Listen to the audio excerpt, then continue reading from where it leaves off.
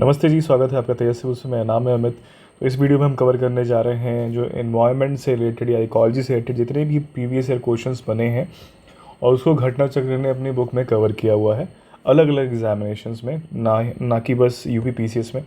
तो उस सब चीज़ों का कवर करेंगे। एक चीज़ मैं ऐड ऑन बोलने वाला हूँ। मुझे लगता है, मेरे हिसाब से एनवायरनमेंट एक सबसे लो हैंगिंग फ्रूट है जहाँ पे एक्यूरेसी लेवल अच्छा होना चाहिए। ये क्वेश्चंस आपको बहुत ही ईजिली मिल जाते हैं, बहुत आराम से हो जाएंगे अगर आप थोड़ा सा रिवीजन पे काम करें अब से। इस पर्टिकुलर वीडियो से आपको ढेर सारे क्वेश्चन रिपीट होते हुए मिलेंगे क्योंकि टर्मिनोलॉजीज़ पे स्पेशली ध्यान रहता है यूपी पीसीएस का। तो चलिए स्टार्ट करते हैं। ये पीडीएफ हमारी लिस्टिंग का हिस्सा है, पेड पीडीएफ का हिस्सा है, उसी को मैं रिवाइज कर रहा हूँ। पीडीएफ देखने के बाद आपको लगे लेना है तो आपके हाथ में है डिसीजंस, लेकिन अगर वैसे भी आपको काफ़ी फ़ायदा होगा वीडियो से तो चलिए स्टार्ट करते हैं। फर्स्ट है एनवायरनमेंट के बारे में। तो एनवायरनमेंट क्या होता है? Sum total of biotic and abiotic component that surrounds and influence the organism. ठीक, इसका मतलब कोई भी चीज़ है ना, एवरीथिंग, ठीक है, that surrounds an organism is collectively known as environment. Next है साइलेंट स्प्रिंग क्या है? तो ये एक इन्वायरमेंटल स्टडीज़ की, इन्वायरमेंटल साइंस की बुक है जो कि पब्लिश हुई थी 1962 में, और इसके राइटर कौन है? Racial Carson. ध्यान दीजिएगा इस चीज़ को कि इस तरह की किताबें, इस तरह के इन्वायरमेंटलिस्ट बहुत ज़्यादा इंपॉर्टेंट है हमारी यूपीपीसी एग्जामिनेशन के लिए, क्योंकि उठ के क्वेश्चन चले आते हैं। मैंने एक लिस्ट प्रोवाइड भी की हुई है इस तरह की जो किताबें हैं, इंपॉर्टेंट टर्मिनोलॉजीज किसने अपलोड किया हुआ है, तो उसको आप देख लीजिएगा टेलीग्राम चैनल पे। टेलीग्राम चैनल का लिंक इस वीडियो के डिस्क्रिप्शन बॉक्स में होगा। नेक्स्ट देखते हैं। तो according to environmental protection act 1986, अच्छा ठीक है, अपने ध्यान खोले रखिएगा, आँख खोले रखिएगा, कान खोले रखिएगा। इस तरह के मैच द फॉलोइंग भी आते हैं, किस ईयर में कौन सा एक्ट पास हुआ था, वो भी बहुत इंपॉर्टेंट है।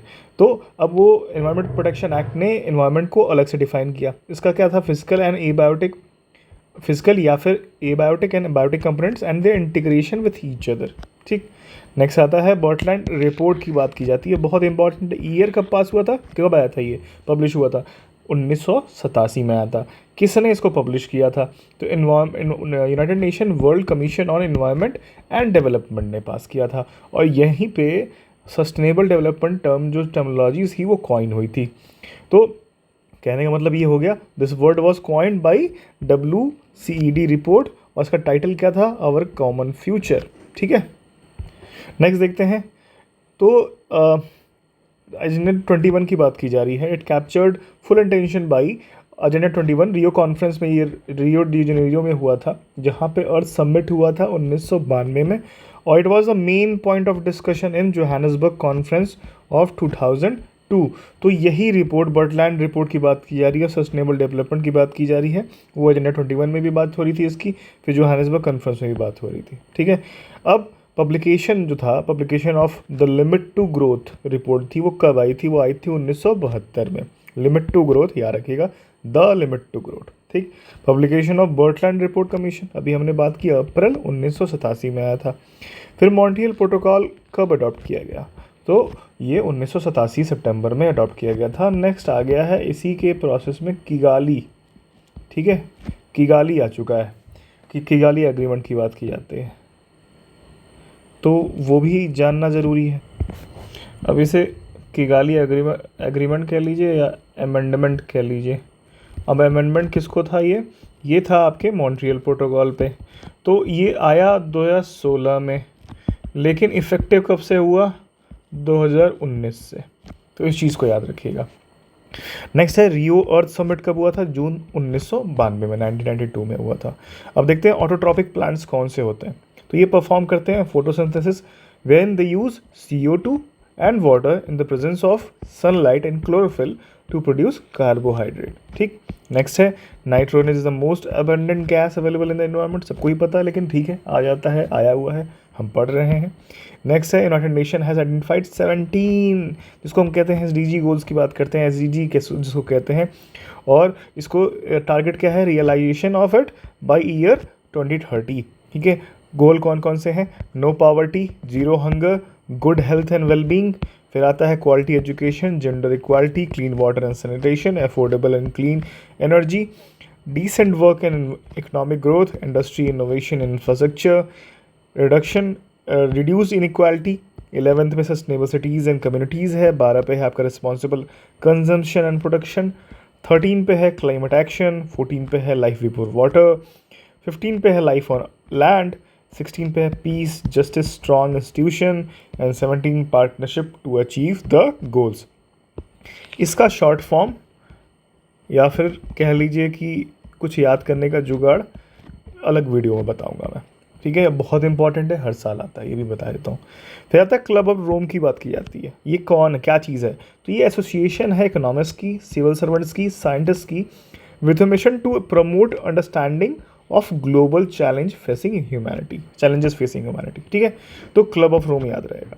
नेक्स्ट है आपका United Nation conference on environment and development, UNCD की बात की जाती है। इसको एक और नाम दिया जाता है अर्थ समिट, जो कि रियो डी जेनेरियो में हुआ था जून 1992 में, ठीक है। और ये क्या था, एक ग्लोबल कॉन्फ्रेंस था जो कि किस ओकेजन पे हो रहा था, ये 20वीं एनिवर्सरी थी किस चीज़ की, the first human environment conference, जो कि स्टॉकहोम में हुआ था स्वीडन में 1972 में, उसी की 20वीं एनिवर्सरी थी, ठीक है। फिर नेक्स्ट आया रियो +10 यानी 10 साल बाद, जो कि जोहानिसबर्ग 2002 में हो रहा था, ठीक है। और उसके बाद रियो +20 आया कि जो कि रियो डी जेनेरियो में ही हो रहा था 2012 में। नेक्स्ट आता है आपका ग्लोबल एनवायरनमेंट फैसिलिटी। ये क्या है, एक फंड है to provides fund to global environment facility की बात हो रही है, एक फंड प्रोवाइड करता है वो आपको at least for the least developed countries, जिसको कहते हैं least developed countries fund. It helps provision and coordination of national adaptation programme of action और फॉर दीज। तो ये national adaptation programme for action था, वो अलग अलग कंट्रीज एक साथ आए थे और उसको एक ड्राफ्ट की गई थी कि क्या क्या हमें एडेप्टेशन लेना चाहिए, ठीक है। नेक्स्ट आपका it is notable that meeting of COP7 जो कि माराकेश में हुई थी, वो 29 अक्टूबर 2010 माफ़ कीजिएगा 29 अक्टूबर से लेकर 10 नवंबर 2001 तक हुई थी, ठीक है। तो COP7 की बात हो रही है माराकेश में 2001 में। फिर आता है स्पेशल क्लाइमेट चेंज फंड की बात की जा रही है, ये आपका COP7 में ही आया था माराकेश में। UNDP और UNEP और वर्ल्ड बैंक मिलके क्या बनाते हैं, ग्लोबल इन्वायरमेंट फैसिलिटी की बात करते हैं, ठीक है। तो यही बात हो रही है ग्लोबल इन्वायरमेंट फैसिलिटी। ये इस्टेब्लिश हुआ था on the eve of 1992 Rio earth summit to tackle our planet's most pressing environmental problems. तो ये याद रहेगा 1992 ग्लोबल इन्वायरमेंट फैसिलिटी। नेक्स्ट है आपका एजेंडा 21, हम देख चुके हैं, लेकिन एक चीज़ जानने वाली बात है कि लीगली नॉन बाइंडिंग है, वॉलंटरी इम्प्लीमेंटेशन एक्शन प्लान है किसका, United Nations on sustainable development का, ठीक है। और हम पहले ही जान चुके हैं प्रोडक्ट कब का है, ये अर्थ समिट 1992 जो हुआ था उसी का प्रोडक्ट है। तो फिर आती है the discussion on sustainable development was started after submitting a report on the environment to United Nation 1986 में हुआ था ये, ठीक है। और इसी रिपोर्ट को कहते हैं अब कॉमन फ्यूचर। तो सस्टेनेबल डेवलपमेंट जो प्रॉपर डिस्कशन स्टार्ट हुआ था वो 1987 में एक रिपोर्ट सौंपी गई थी, उसके रिपोर्ट का नाम था, ठीक है, अब कॉमन फ्यूचर। हम एक बार पढ़ चुके हैं इस लाइन को, ठीक। फिर आता है environment protection act of India, कब हुआ था इनैक्ट, ये 1986 में हुआ था। हमें भी डेफिनेशन के बारे में पढ़े थे एनवायरमेंट की, लेकिन ये एक्ट का टाइमलाइन भी जानना बहुत ज़रूरी है। नेक्स्ट है ब्लू कार्बन किसको कहते हैं, तो जो भी कार्बन कैप्चर किया जाता है ओशन और कोस्टल इकोसिस्टम से उसको कहते हैं ब्लू कार्बन, ठीक। फिर आता है which of the following sustainable development goal will target the water availability for all and its permanent management up to 2030।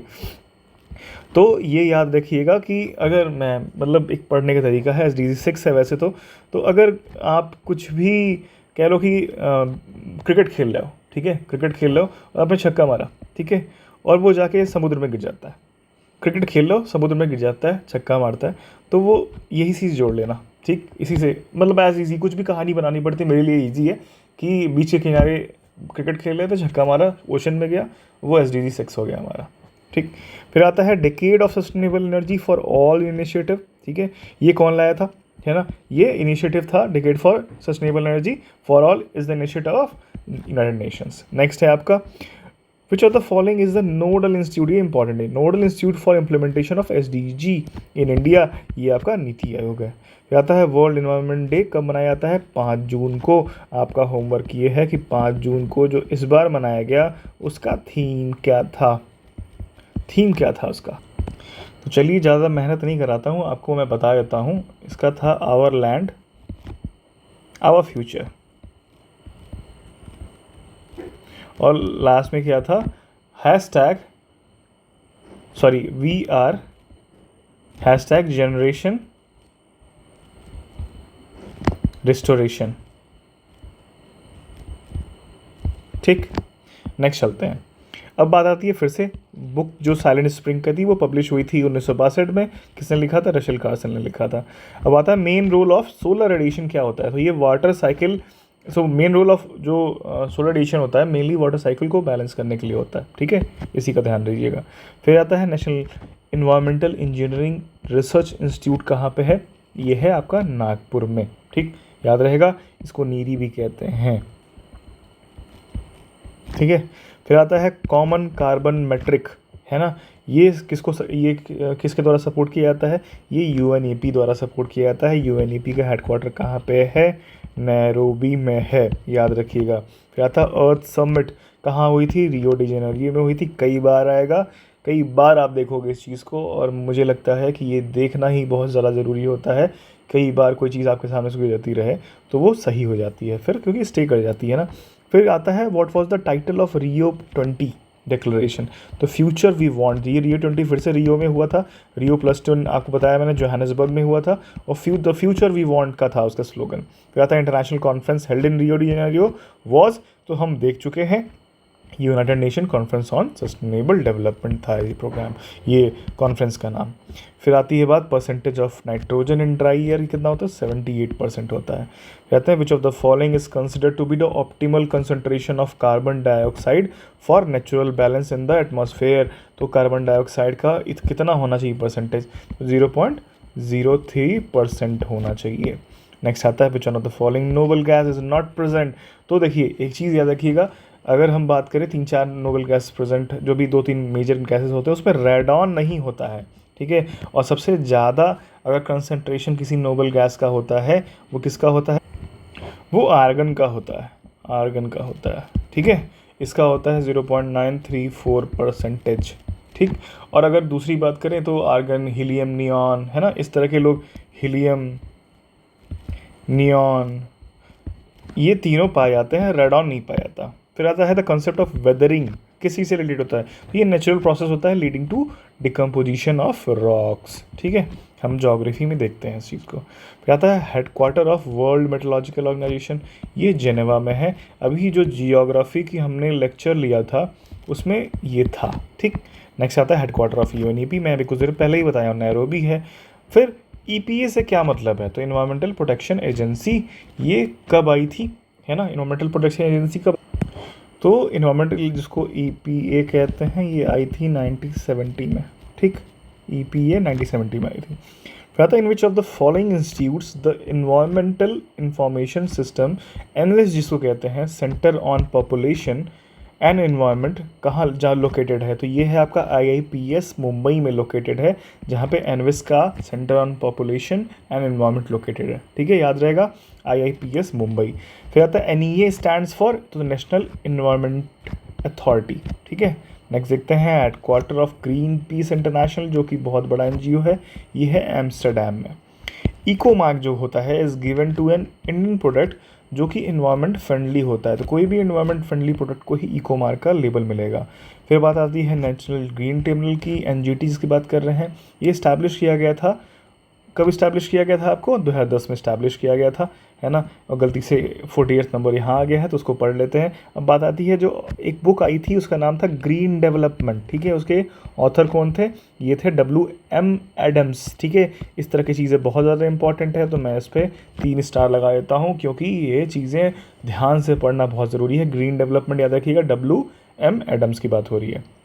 Next है कि विच of the Rio +20 conference often mentioned in the news, तो ये है आपका United Nation conference on sustainable development, ये हम देख चुके हैं, कई बार रिपीट हो रहा है। फिर आता है in which year 1990 in the sorry माफ़ कीजिएगा, in the year 1997 world environmental conference organise किया गया था। ये कहाँ पे हुआ था? ये था आपका क्योटो, इसी के बाद से क्योटो प्रोटोकॉल आया था। ठीक है, क्योटो प्रोटोकॉल आ गया था। अर्थ समिट +5 ये कब हुआ था? यही है जिसकी बात कर रहे हैं हम, ये 1997 में हुआ था। Who has propounded the concept of limits to growth. ये बहुत इंपॉर्टेंट है, बहुत ज़्यादा इंपॉर्टेंट है, और ये आ भी चुके, हमने पढ़ भी चुके हैं, क्लब ऑफ रोम ने इसको किया था। तो मैं फिर से इसको 3 स्टार बना देता हूँ। नेक्स्ट है the partnership for action on green economy, इसको पेज कहते हैं, ठीक। और इसको कौन है ये, तो ये एक यूएन मैकेनिज्म है to assist countries transition towards greener and more inclusive economies. तो ये कहाँ पे इमर्ज हुआ था, ये इमर्ज हुआ था United Nations conference on sustainable development, और ये 2012 में, यानी Rio+20 की बात की जा रही है, ठीक है। नेक्स्ट देखते हैं, many transplanted seedlings do not grow, क्योंकि जो मोस्ट ऑफ द सीडलिंग्स होती हैं उसमें जो रूट हेयर होता है ना, वो ट्रांसप्लांटेशन के टाइम पे, मान लीजिए कोई रूट है, उसका रूट हेयर ही ख़राब कर दिया आपने ट्रांसप्लांटेशन के टाइम पे नई जगह पे, वो उसी वजह से रीग्रो नहीं कर पाता है। नेक्स्ट है हमारा एनवायरमेंटल प्रोटेक्शन एक्ट, जिसको EPA कहते हैं, उसको एक अम्ब्रेला लेजिस्लेशन भी कहते हैं, कि उसके अंदर ढेर सारे और भी एक्ट या छोटी छोटी चीज़ें इंक्लूड की गई हैं। नेक्स्ट है जेनेटिक इंजीनियरिंग अप्रेजल कमेटी की बात की जा रही है, ये किसके अंदर कंस्टिट्यूट किया गया है, तो ये एनवायरमेंटल प्रोटेक्शन एक्ट 1986 के अंदर इसको कंस्टिट्यूट किया गया था। अब दूसरी बात आती है, थोड़ा सा डिस्क्रिप्ट था लेकिन इस कंक्लूड करना बहुत ज़रूरी था इसको, कि विच one of the following is the best strategy for environmental friendly sustainable development in Indian agriculture. तो बहुत ढेर सारे तरीके होते हैं, उसमें कौन कौन से तरीके हैं, मिक्स क्रॉपिंग है, ऑर्गेनिक मैन्योर्स है, नाइट्रोजन फिक्सेस इन प्लांट्स को लगाना है, पेस्ट रेजिस्टेंस क्रॉप वैरायटी को भी लगाना एक इंपॉर्टेंट पार्ट है इसका। नेक्स्ट है इन्वेस्टिगेटर ऑफ नेचुरल फार्मिंग, कौन थे ये, तो ये थे आपके मासानोबु फुकुओका, ठीक है, बहुत इंपॉर्टेंट, फिर से नाम आ जाता है, 3 स्टार लगा दिया। इस तरह की चीज़ों को जानना बहुत ज़रूरी है। फिर आता है which country introduced green army for environmental conservation, तो ये एनवायरमेंट कंजर्वेशन के लिए ऑस्ट्रेलिया ने सबसे पहले ग्रीन आर्मी लॉन्च की थी।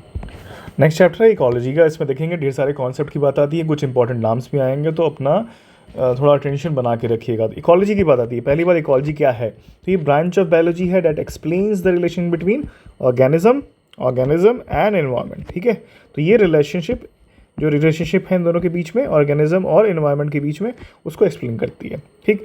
फिर आता टर्म इकोलॉजी, पहली बार किसने कॉइन किया था, जर्मन जूलॉजिस्ट थे, इसका नाम था अर्न्स्ट हैकेल।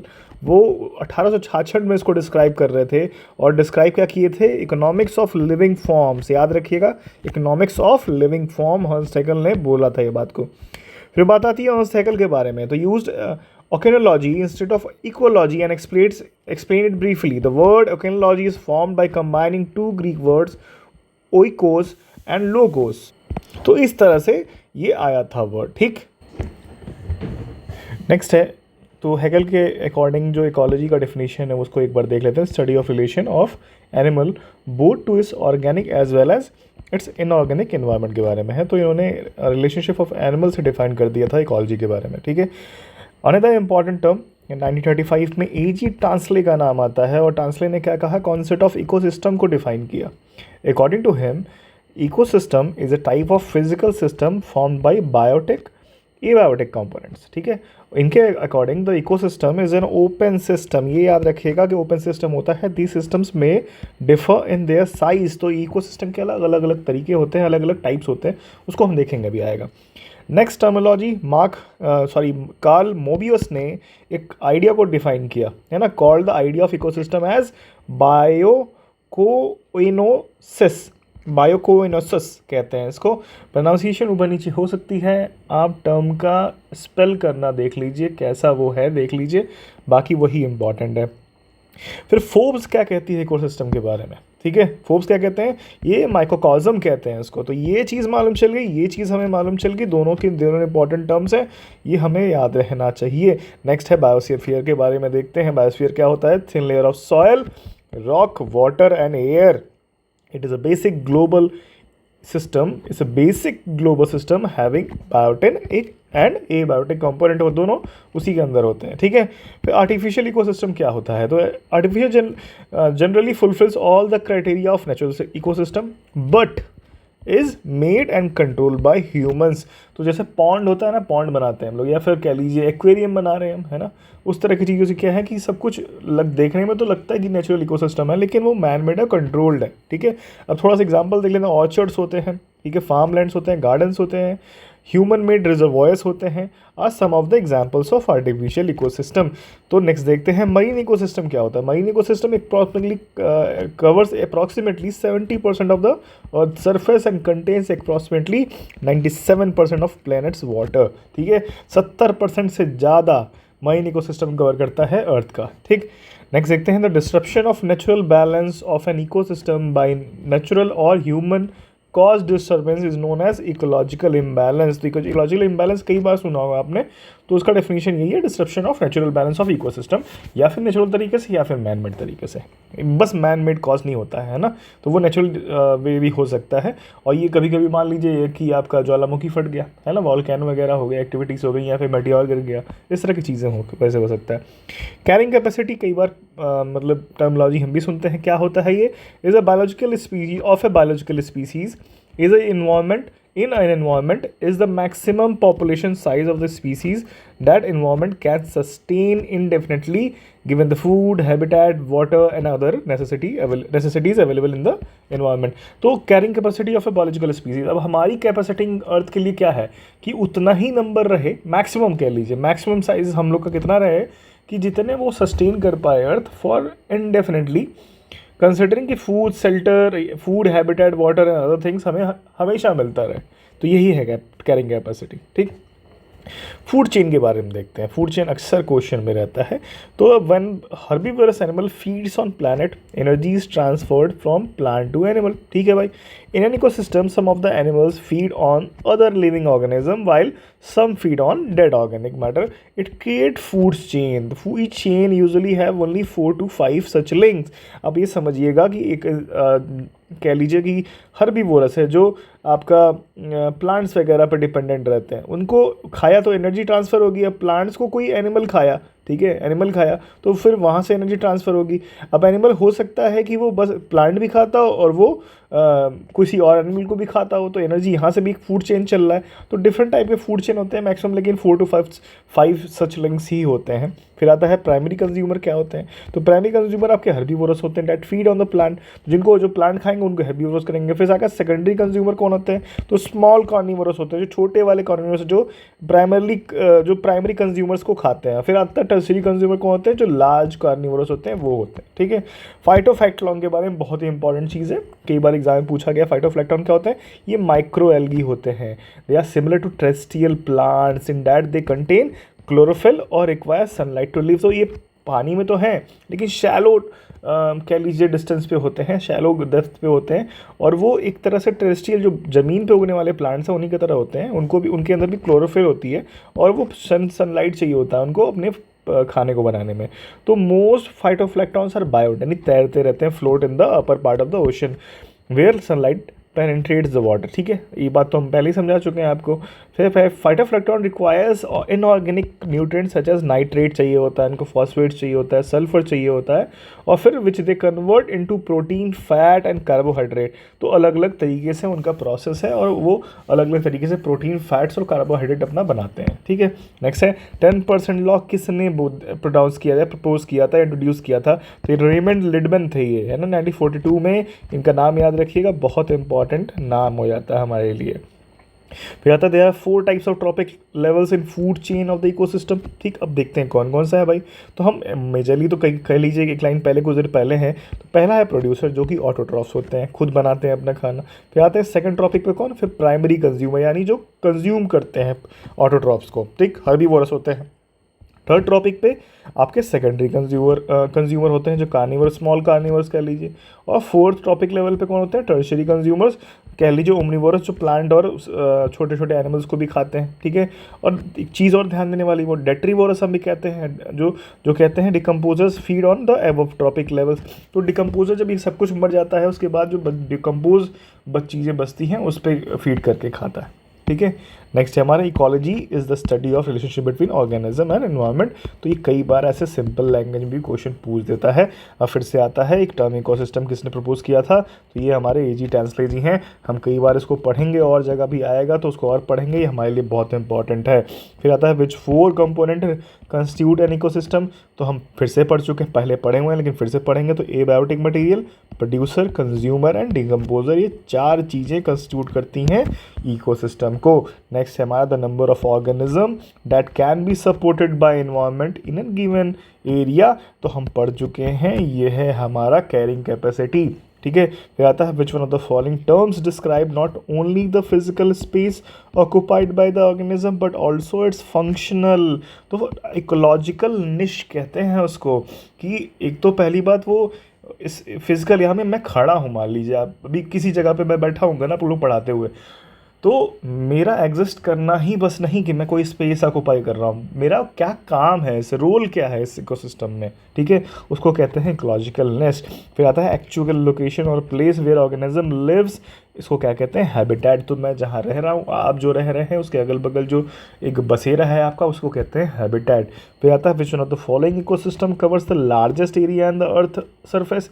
तो हमने अभी पढ़ा है 70% ऑफ द सिस्टम जो हमारा इकोसिस्टम अर्थ है, या कह लीजिए मरीन इकोसिस्टम कहते हैं इसको। फिर आते हैं which one of the following is one of the main causes of ecological imbalance. ठीक है, तो ये डिफॉरेस्टेशन होता है, याद रखिएगा, और भी ढेर सारे आपको रीज़न दिए जाएंगे, लेकिन जो मेजर है यार one of the main causes है, या फिर कह लीजिए टॉप में लाई करता है, ठीक है, वो आपका डिफॉरेस्टेशन है। फिर आता है highest trophic level in an ecosystem is obtained by, तो हमने देखा है कि ओमनीवोरस का होता है जो प्लांट और कार्निवोर दोनों को खाता है। ठीक, फिर primary source of energy in eco body, तो ये क्या होता है, सोलर एनर्जी।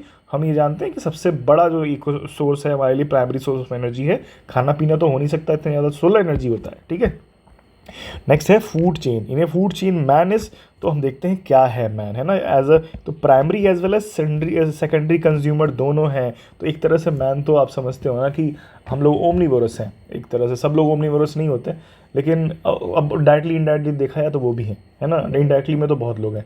तो अब समझने वाली बात ये है कि प्राइमरी भी है, सेकेंडरी भी है, और काफ़ी कुछ चीज़ों को मैं पहले एक्सप्लेन भी कर चुका हूँ, तो फिर से उसी के पॉइंट को एक्सप्लेन करके टाइम नहीं बढ़ाते हैं अपना।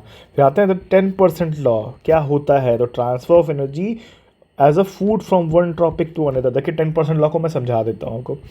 अलग अलग ट्रॉपिक लेवल पे अलग अलग आपके ऑर्गेनिज्म होंगे, तो यहाँ से जब कोई चीज़ एनर्जी ट्रांसफ़र होगी, खाना खाया जाएगा, ये फूड चेन है आपका, तो कोई इसको भी खा लेगा, तो यहाँ से एनर्जी ट्रांसफ़र होगी। ठीक है, अब जब इसको कोई खा रहा है ना, इस तरह से कोई खा रहा है, तो ओनली 10% ऑफ द एनर्जी जो है ना ये ऊपर जा रही है।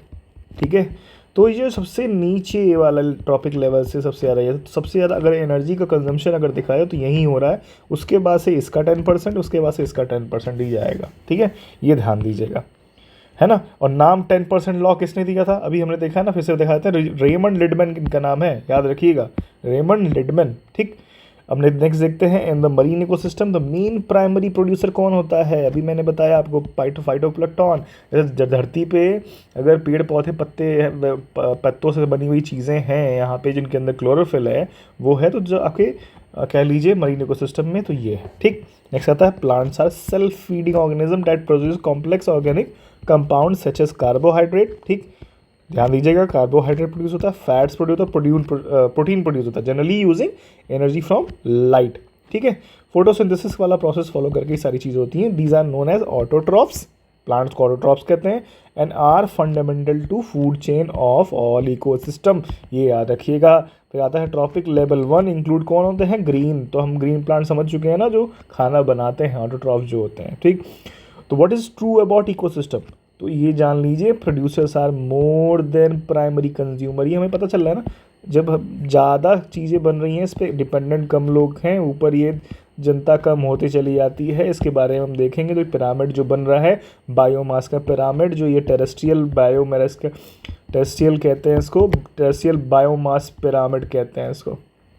ठीक है, अभी हम देखेंगे कि यही अगर मरीन इकोसिस्टम की बात की जाए तो ये अलग गेम हो जाता है, क्यों होगा वो भी मैं बताऊंगा अभी। ठीक है, नेक्स्ट आता है pyramid of energy in ecosystem is always right. आप समझिए अपराइट की बात की जा रही है, तो यहाँ पे सबसे ज़्यादा एनर्जी, फिर उससे कम, उससे कम, उससे कम, उससे कम, एंड देन ये ऊपर कम होता चला जाएगा। 10% लॉ की हम बात कर ही चुके हैं, तो इससे कम, इससे कम, इससे कम जाएगा। ठीक है, biomass pyramid is reserved in which type of ecosystem, अब मैं बताता हूँ। पॉन्ड की बात की जा रही है, यानी ये बात की जा रही है मरीन इकोसिस्टम की। ठीक है, क्यों होता है आप समझना, ठीक, क्यों समझना। अब सबसे ज़्यादा तो आपके क्या कहते हैं फाइटोप्लैंक्टॉन्स होता है, ठीक है, फाइटोप्लैंक्टॉन सबसे नीचे आएंगे, उनके ऊपर डिपेंडेंट स्मॉल फिशेस वगैरह होंगी, ठीक है, उनके ऊपर डिपेंडेंट आपके कुछ कछुए वगैरह होंगे, कुछ और जो थोड़ा ओमनीवोरस होंगे, उनके ऊपर डिपेंडेंट बड़ी बड़ी फिशेस होंगी। तो अगर बायोमास की बात देखा जाए तो यहाँ पे फाइटोप्लैंक्टॉन का मास बहुत कम होता है, इसलिए ये इन्वर्टेड होता है, ठीक। नेक्स्ट आता है inverted biomass is found in marine ecosystem, देख चुके हैं। Amount of energy during the transfer of one from one trophic to another in ecosystem is, ये डिक्रीज होता है, अभी हम इतना एक्सप्लेन्ड वे में देखे हैं, ठीक है। फिर which one of the following trees is not eco friendly, eucalyptus, कई बार अब इसको लगाया नहीं जाता है ना, ये तो पहली बार इको फ्रेंडली होता ही नहीं है, वहाँ का पानी सूख जाता है ना गंदे तरीके से, तो अगल बगल खेती नहीं हो सकती, ठीक। फिर आता है लेंटिक ecosystem refers to static water habitat like ponds, lakes, swamps and marshes। अब लेंटिक और लॉन्टिक समझिएगा, ठीक है, जो एक जगह ठहरा हुआ है वो है लेंटिक, ठीक है, जो बहरा है वो है लॉन्टिक, लॉन्टिक हो गया, लॉटिक हो गया, सॉरी लॉन्टिक नहीं है, लॉटिक है ना, लॉटिक, ठीक है, लॉटिक, ठीक। अब इसको याद करने का जुगाड़, ठीक है, याद करने का जुगाड़ भी तो कुछ होना चाहिए ना, ठीक। तो आप समझिएगा रिवर्स अगर हम बात करें, ठीक है, तो रिवर्स की बात हो रही है लोटिक से। तो एक चीज़ ध्यान दीजिएगा, जब भी आप पॉन्ड्स पढ़ेंगे, ठीक है, पॉन्ड्स पढ़ेंगे तो लेंटिक होगा, क्योंकि दोनों का थर्ड वाला पार्ट जो होता है वो एन है। अब ये याद करने का एक जुगाड़ है, जब आपको लेंटिक पता चल गया पॉन्ड से, तो अदरवाइज वाला यानी लॉटिक जो होगा वो रिवर ही होगा, फ्लोइंग वाला होगा। इसी तरह से मैं जाइलम और फ्लोएम का याद किया था, क्योंकि मुझे याद नहीं होता था, ठीक है, तो फ्लोएम की बात थी, तो ओ जो आता है यहाँ से उससे फूड जाता है और जाइलम से वाटर जाता है प्लांट्स में, ठीक है, तो इस तरह से मैं याद किया था। हो सकता है अगर आपने अभी तक ना याद हुआ तो ये देख लीजिएगा। नेक्स्ट है the transitional zone between two distinct community ecotone, highly productive zone होता है, कहीं पे भी दो अलग अलग तरीके के कह लीजिए डिस्टिंक्ट कम्युनिटीज़ मिलेंगी, है ना। अब देखिए एस्टुरीज हो गई, एस्टुरीज बहुत प्रोडक्टिव जोन माना जाता है, मार्श एरिया हो गया वो बहुत प्रोडक्टिव एरिया माना जाता है, आपका कह लीजिए कि वेटलैंड्स हो गए, आपके वेटलैंड्स हो गए, ठीक है, ये बहुत प्रोडक्टिव एरिया होता है कि दो डिस्टिंक्ट कम्युनिटी यहाँ मिल रही होती है, ठीक है।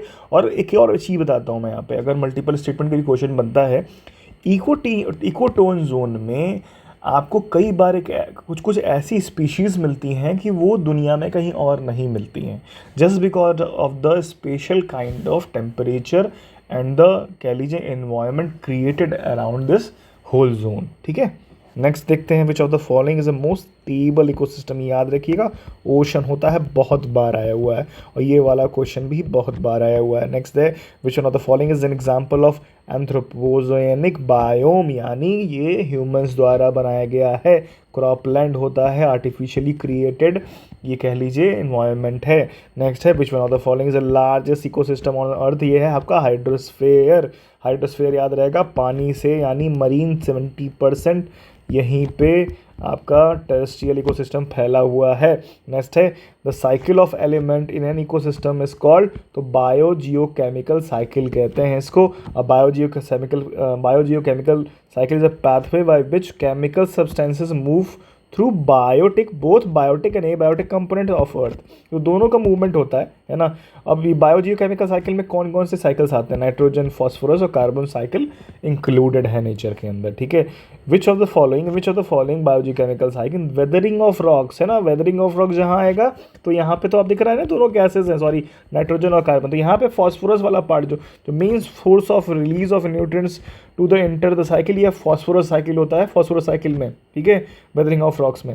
फिर आता है ecology is a permanent economy, ये स्लोगन कहाँ से आया था, बहुत इंपॉर्टेंट क्वेश्चन है ये आपका, चिपको मूवमेंट से, ठीक है, ये ध्यान दीजिएगा, ecology is a permanent economy. Next है which one of the following is the correct sequence of ecosystem in order of decreasing productivity, ये भी क्वेश्चन बहुत बार आया हुआ है, बहुत ज़रूरी है। तो डिक्रीजिंग प्रोडक्टिविटी, हाईएस्ट प्रोडक्टिविटी आपकी मंगरूव्स में होती है, फिर ग्रासलैंड में, लेक्स में और ओशन में। अब एक ध्यान दीजिएगा, मंगरूव्स अभी मैंने बोला मंगरूव्स भी होते हैं आपके इकोटोन एरिया होती है, पानी और मार्शी लैंड मिल रहा होता है, फिर एक साइड ओशन होता है। इसी तरह से ग्रासलैंड्स में भी ना हल्का हल्का मार्शी पार्ट होता है, फिर उसके बाद धीरे धीरे धीरे धीरे स्टेबिलिटी बढ़ती चली आती है, लेकिन ये कह लीजिए यहाँ पे प्रोडक्टिविटी सबसे हाईएस्ट होती है मैंग्रोव्स में, ठीक है। फिर which one of the following statement is correct, तो ये स्टेटमेंट करेक्ट क्या है, energy flow in the biospheric ecosystem is unidirectional, ठीक है। बायोस्फेरिक इकोसिस्टम अभी हम देखें ना एक ही साइड में होता है, ये इसके ऊपर डिपेंडेंट रहेगा, ये इसके ऊपर डिपेंडेंट है, ऐसा नहीं है कि प्लांट कल को हम ही को खाने लगे, समझ रहे हैं। तो ये है फ्लो ऑफ एनर्जी, ठीक। नेक्स्ट देखते हैं, who of the following use the term deep ecology, बहुत इंपॉर्टेंट क्वेश्चन है, एर्ने नेश नाम है इनका, बहुत बार क्वेश्चन पेपर में आया हुआ है। डीप इकोलॉजी के बारे में देख लेना, हो सकता है इस साल भी आ जाए, यू नेवर नो, है ना, यू नेवर नो, ठीक। नेक्स्ट देखते हैं द कॉन्सेप्ट ऑफ इकोलॉजी, इकोलॉजिकलनेस, ये भी बहुत बार आया हुआ है, ग्रीनेल नाम है इनका, ग्रीनेल 3 स्टार लगा रहा हूँ, पढ़ लीजिए, ध्यान रख लिए, ग्रीनेल नाम है इनका। फिर आता है the measurement unit of ecological footprint, कई बार पूछा है, ग्लोबल हेक्टेयर कहते हैं इसको। नेक्स्ट है minimum area of the land requires to completely sustain the life of person is called, तो हम देख चुके हैं मिनिमम एरिया जो होता है वो कहते हैं कॉन्सेप्ट, उसको कहते हैं इकोलॉजिकल फुटप्रिंट, ठीक है, इकोलॉजिकल फुटप्रिंट कहते हैं इसको, वो इकोलॉजिकल कैपेसिटी, तो माफ़ कीजिएगा मैं कंफ्यूज कर गया, तो minimum area of land requires to completely sustain, ठीक, इकोलॉजिकल फुटप्रिंट। नेक्स्ट है which one of the following is correct sequence of food chain, ये भी कई बार आया हुआ है, ठीक है। तो इसको ये DHC याद रखिए, डायटम्स क्रस्टेसीन होती हैं और हरिंग्स होती हैं, तो DHC है ना, DHC याद, सॉरी DCH होता है, माफ़ कीजिएगा, ठीक है, DCH ये याद रखिएगा, दिल्ली कैपिटल्स है ना, दिल्ली कैपिटल से याद रखिएगा, DCH।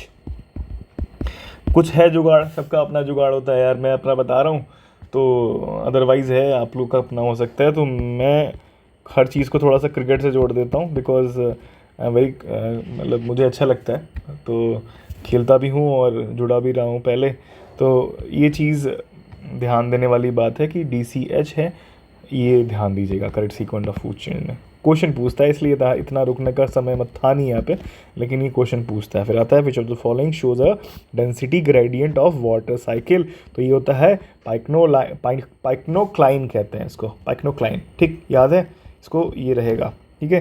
फिर आता है eco sensitive zone are mentioned अंदर, किस में होता है, तो ये इन्वायरमेंटल प्रोटेक्शन एक्ट 1986 में मेंशन किया गया है इको सेंसिटिव जोन को। फिर आता है in the grassland trees do not replace the grasses, ठीक, ये ध्यान से सुनिएगा, trees do not replace the grasses as a part of ecological succession, क्योंकि तो क्या होता है एज अ रीज़न, तो ये होता है वाटर लिमिट्स और फायर।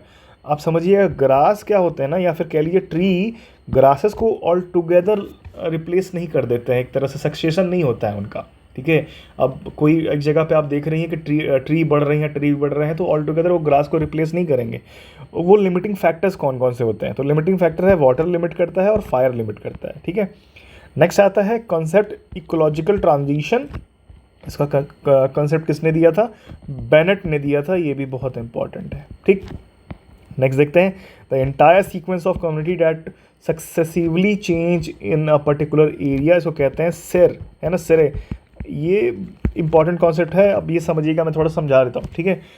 एक बोला जाता है कि जो एक सूखाग्रस्त एरिया है, ठीक है, और एक जो पानी से भरा हुआ एरिया है, ठीक है, वो इवेंचुअली वो इस एरिया में चला जाएगा, इस एरिया में वो इवेंचुअली जाएगा, और इसी को ट्रांजिशन को सक्सेसिवली चेंज होता है तो सेर कहते हैं। बीच में जो टर्म्स आता है उसी को कहते हैं सेर, है ना, सेरे कहते हैं, या फिर कैसे प्रोनाउंस कर लो, ऐसी यारी बोलते हैं, ठीक है।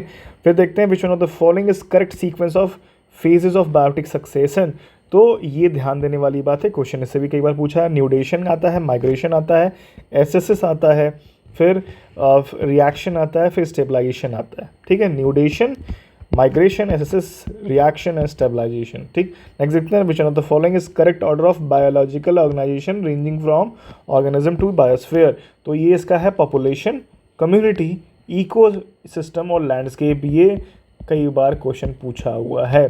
3 स्टार लगा रहा हूँ, population, community, ecosystem and landscape, population, community, ecosystem and landscape, ठीक है, PCEL। नेक्स्ट देखते हैं बायोडाइवर्सिटी, नेक्स्ट चैप्टर है हमारा। तो नेक्स्ट है हमारी बायोडाइवर्सिटी। चलिए स्टार्ट करते हैं। The diverse range of organism, जिसमें प्लांट्स और एनिमल दोनों आते हैं, फाउंड इन एन इकोसिस्टम, उसी को कहते हैं biodiversity. Diverse range of equal organism की बात हो रही है। नेक्स्ट है biodiversity is denoted with alpha beta and gamma indicating different categories. Alpha beta gamma 3 अलग अलग कैटेगरीज हैं। क्लासिफिकेशन किसने लगाई थी? तो विटेकर ने 1960 में दिया था। नेक्स्ट है टर्म बायोलॉजिकल डाइवर्सिटी कितने लाई थी, कॉइन किया था? रेमंड एफ डैसमैन ने कॉइन किया था। उनकी बुक किताब थी a different kind of country, उसमें इन्होंने बताया था इस बारे में। तो 1968 में किताब आई थी। नेक्स्ट है the United Nation has proclaim 22 May as the international day for biological diversity. इस चीज़ को याद रखिएगा। वाइल कुछ ऐसी कंट्रीज़ भी हैं जो 29 दिसंबर को ही बनाती हैं बायोडाइवर्सिटी डे। ठीक।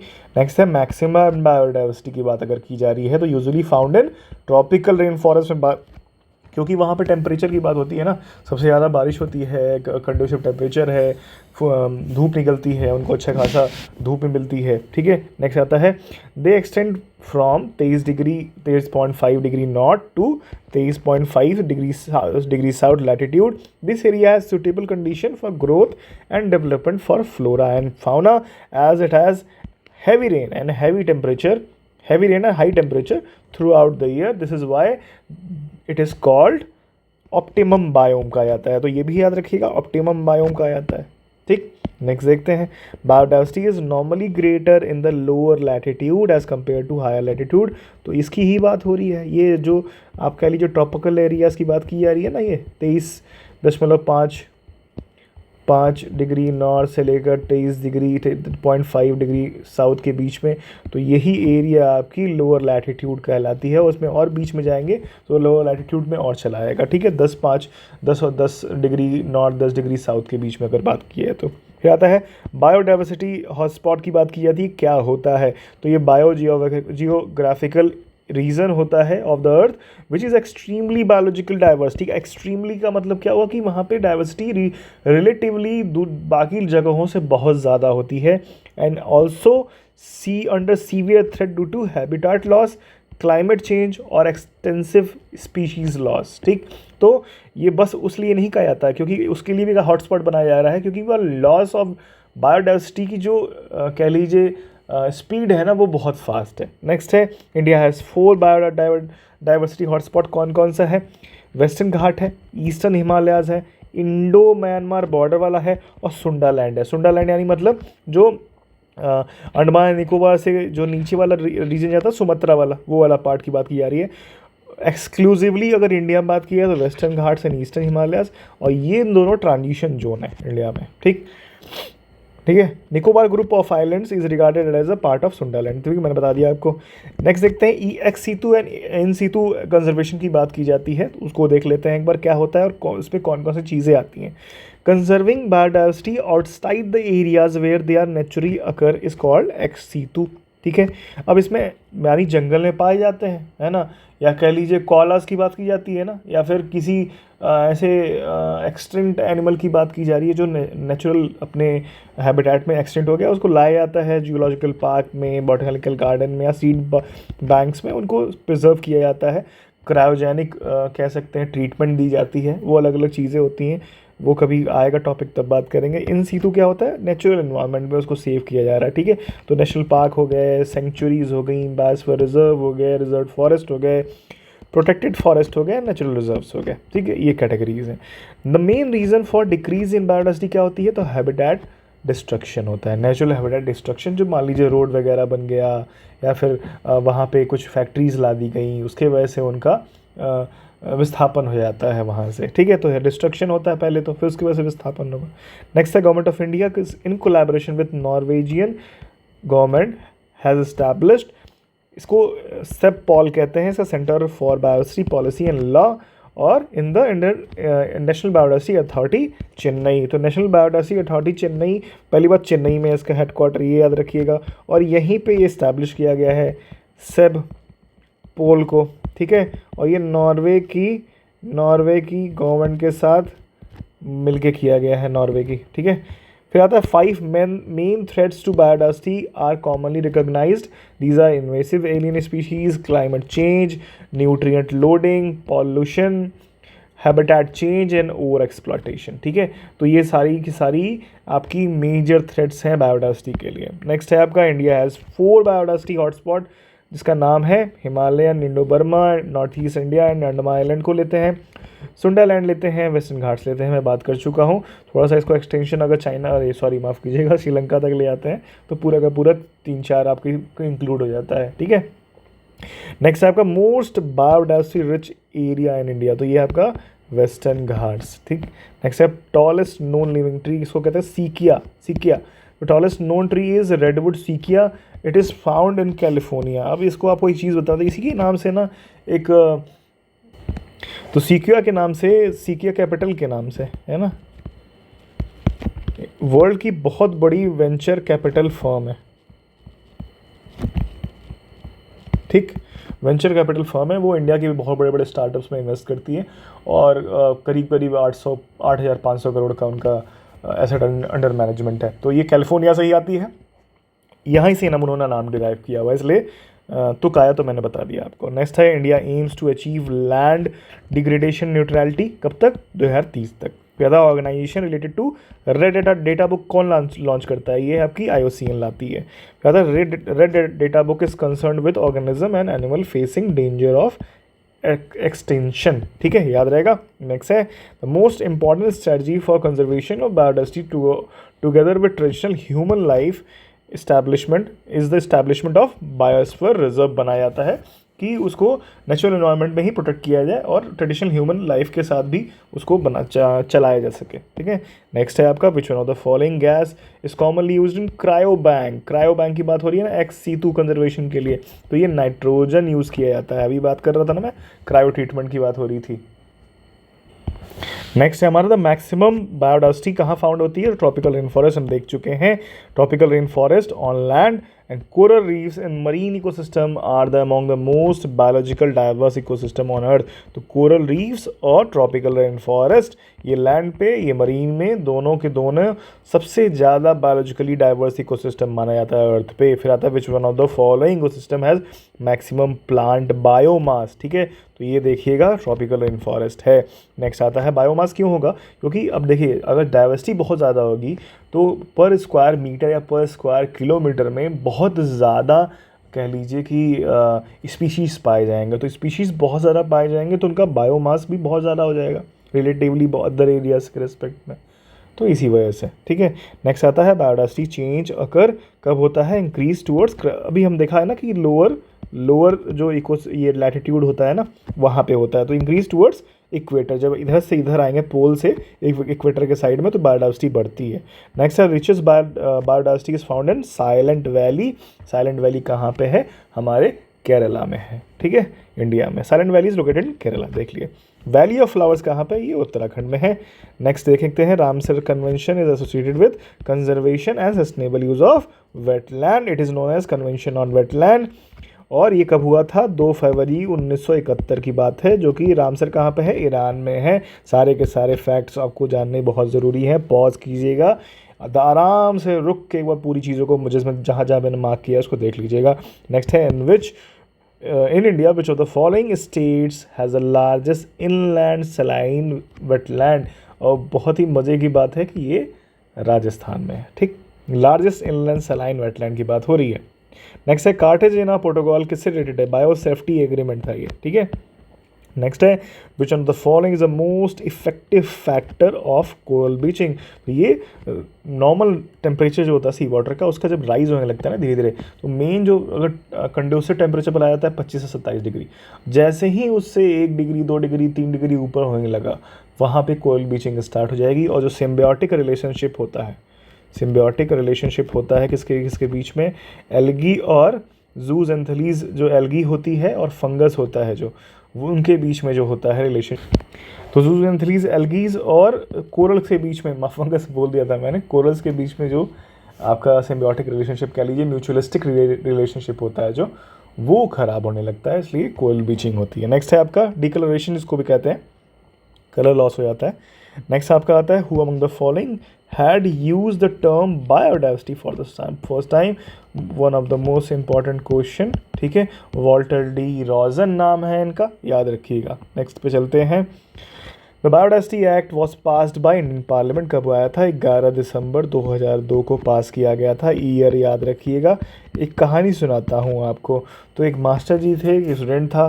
तो स्टूडेंट ने मास्टर जी से पूछा कि मास्टर जी हमको याद नहीं होता है।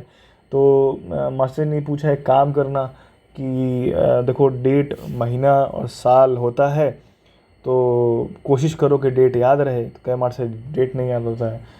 तो फिर मास्टर जी ने कहा कि भाई कोशिश करो कि कम से कम महीने याद रहे। तो लड़के ने बोला कि मास्टर जी महीना तो एकदम भूल ही जाइए, महीना भी याद नहीं रहता है। तो मास्टर जी ने दोबारा कहा कि भाई कम से कम कोशिश करो कि ईयर ही याद रह जाए। तो लड़के ने बोला कि मास्टर जी ईयर भी याद नहीं रहते। तो मास्टर जी ने कहा बेटा देखो, अपने ऊपर सबसे बड़ा एहसान तुम यही कर सकते हो कि प्रिपरेशन छोड़ दो। ठीक, तो अगर तुम तीनों में से कुछ भी याद नहीं रख सकते तो उसके बाद करोगे क्या? ठीक, तो डोंट टेक इट अदरवाइज, लेकिन एक कहानी है। फिर national biodiversity authority of India कहाँ इस्टेब्लिश है? हम बात कर चुके हैं। ये आपका चेन्नई में है, 2003 में इस्टेब्लिश किया गया था। 2003 याद रखिएगा। बायोडायवर्सिटी एक्ट आया था 2002 में। नेक्स्ट है biosphere is an example of open ecosystem. बात कर चुके हैं। Input and output substances take place in their system, there can be re investment of new substances in biosphere. तो ये आ सकता है, कोई जा सकता है, ये ओपन सिस्टम है। The most important factor contributing to the loss of vulture population, तो ये आपको पता होना चाहिए कि एडमिनिस्ट्रेटिंग ऑफ पेन किलर्स, तो इसको अभी कह सकते हैं कि उसका कंजम्पशन तो अब तो इंडिया में बैन हो गया। डाइक्लोफेनाक की बात करते हैं, लेकिन अलग अलग फॉर्म में आपको पेन किलर अभी भी, जो पेन किलर खाते हो ना आपके भी, आप सर दर्द के लिए, घर में कोई भी खाता होगा, उस पर देखना एसिलोफेनाक लिखा होगा। तो एसिलोफेनाक माइल्ड वे में दिया जाता है, डाइक्लोफेनाक बंद हो गया तो वो पेन किलर दिया जाता था। ठीक है, नेक्स्ट देखते हैं। The marine animal called dugong, ठीक है, सी मैमल है एक तरह का, तो इसे कहते हैं which is vulnerable to extinction is a mammal कहते हैं। तो ये सी काऊ भी कहते हैं इसको। ठीक, नेक्स्ट देखते हैं। Maximum number of species of butterfly कहाँ होती है? तो ट्रॉपिकल कंट्रीज़ में, because of the temperature and conducive temperature, mainly temperature और वो जो वाटर वो, और इकोसिस्टम भी बहुत अच्छा है, स्पीशीज़ डाइवर्सिटी भी बहुत ज़्यादा है, तो अलग अलग जगह पे बटरफ्लाइज को खाना पीना खाने के लिए और बैठने के लिए मिलता है। ठीक है, अल्फ़ा डाइवर्सिटी, 3 तरह की डाइवर्सिटी की बात की थी स्टार्टिंग में, किसी ने बोला था, पॉज करके वापस जाइएगा देखिएगा। तो क्या होता है इन इकोलॉजी? अल्फ़ा डाइवर्सिटी क्या होता है? डी डाइवर्सिटी इसको कहते हैं। इस मीन्स स्पीशीज़ डाइवर्सिटी, ठीक है, इन अ साइट, हैबिटाट और लोकल स्केल। अब मान लीजिए कोई एक एरिया, आप कहीं रह रहे हो, मान लो जो आप बनारस में रह रहे हो, इलाहाबाद में रह रहे हो, लखनऊ में रह रहे हो, उस पर्टिकुलर किसी कॉलोनी में होगे, उस कॉलोनी में कुत्ता बिल्ली फला डिमका गाय वगैरह है। ठीक है, अब वही मतलब अगर हम कॉलोनी की बात ना करें, जंगल की बात करें, तो किसी एक जगह पे इसी तरह के ढेर सारे जानवर की डाइवर्सिटी बहुत ज़्यादा होगी, है ना, बहुत ढेर सारे जानवर पाए जाएंगे, तो उसी को कहते हैं अल्फा डाइवर्सिटी। फिर आता है बीटा डाइवर्सिटी, तो comparison of diversity between ecosystem. अब दो हैं जहाँ जहाँ पे अलग अलग एनिमल वगैरह पा रहे थे, दो इकोसिस्टम के, अब इन दोनों में कंपैरिजन करें तो ये बीटा डाइवर्सिटी हो गई। ठीक है, usually measured as a change in the amount of species between the ecosystem. अब गामा डाइवर्सिटी क्या होता है? Measure the overall diversity of different ecosystem within region. अब इतने बड़े रीजन की बात करें तो अलग अलग इकोसिस्टम को जब कंपैरिजन करने लगेंगे तो उसी को कहते हैं गामा डाइवर्सिटी। गामा डाइवर्सिटी बड़ा कॉन्सेप्ट है, उससे छोटा कॉन्सेप्ट आपका बीटा डाइवर्सिटी है, डाइवर्सिटी है, उसके नीचे छोटा कॉन्सेप्ट आपका अल्फा डाइवर्सिटी है। नेक्स्ट है आपका, if wetland of international important is broad under Montreux record, what does it mean? ये यूपीएससी का क्वेश्चन है ना, इस यूपीएससी में कई बार आया हुआ है। तो इसका है the change in ecological character, ecological character में चेंज आ रहा है, पहली बात तो ये, और अकरिंग और are likely to occur in wetland as a result of human interference. Human interference बढ़ गया है। तो एक चीज़ आपको आपका होमवर्क है कि इंडिया के साइड से वो पहली कौन सी साइट थी जिसको मॉन्ट्रेक्स रिकॉर्ड में रखा गया था।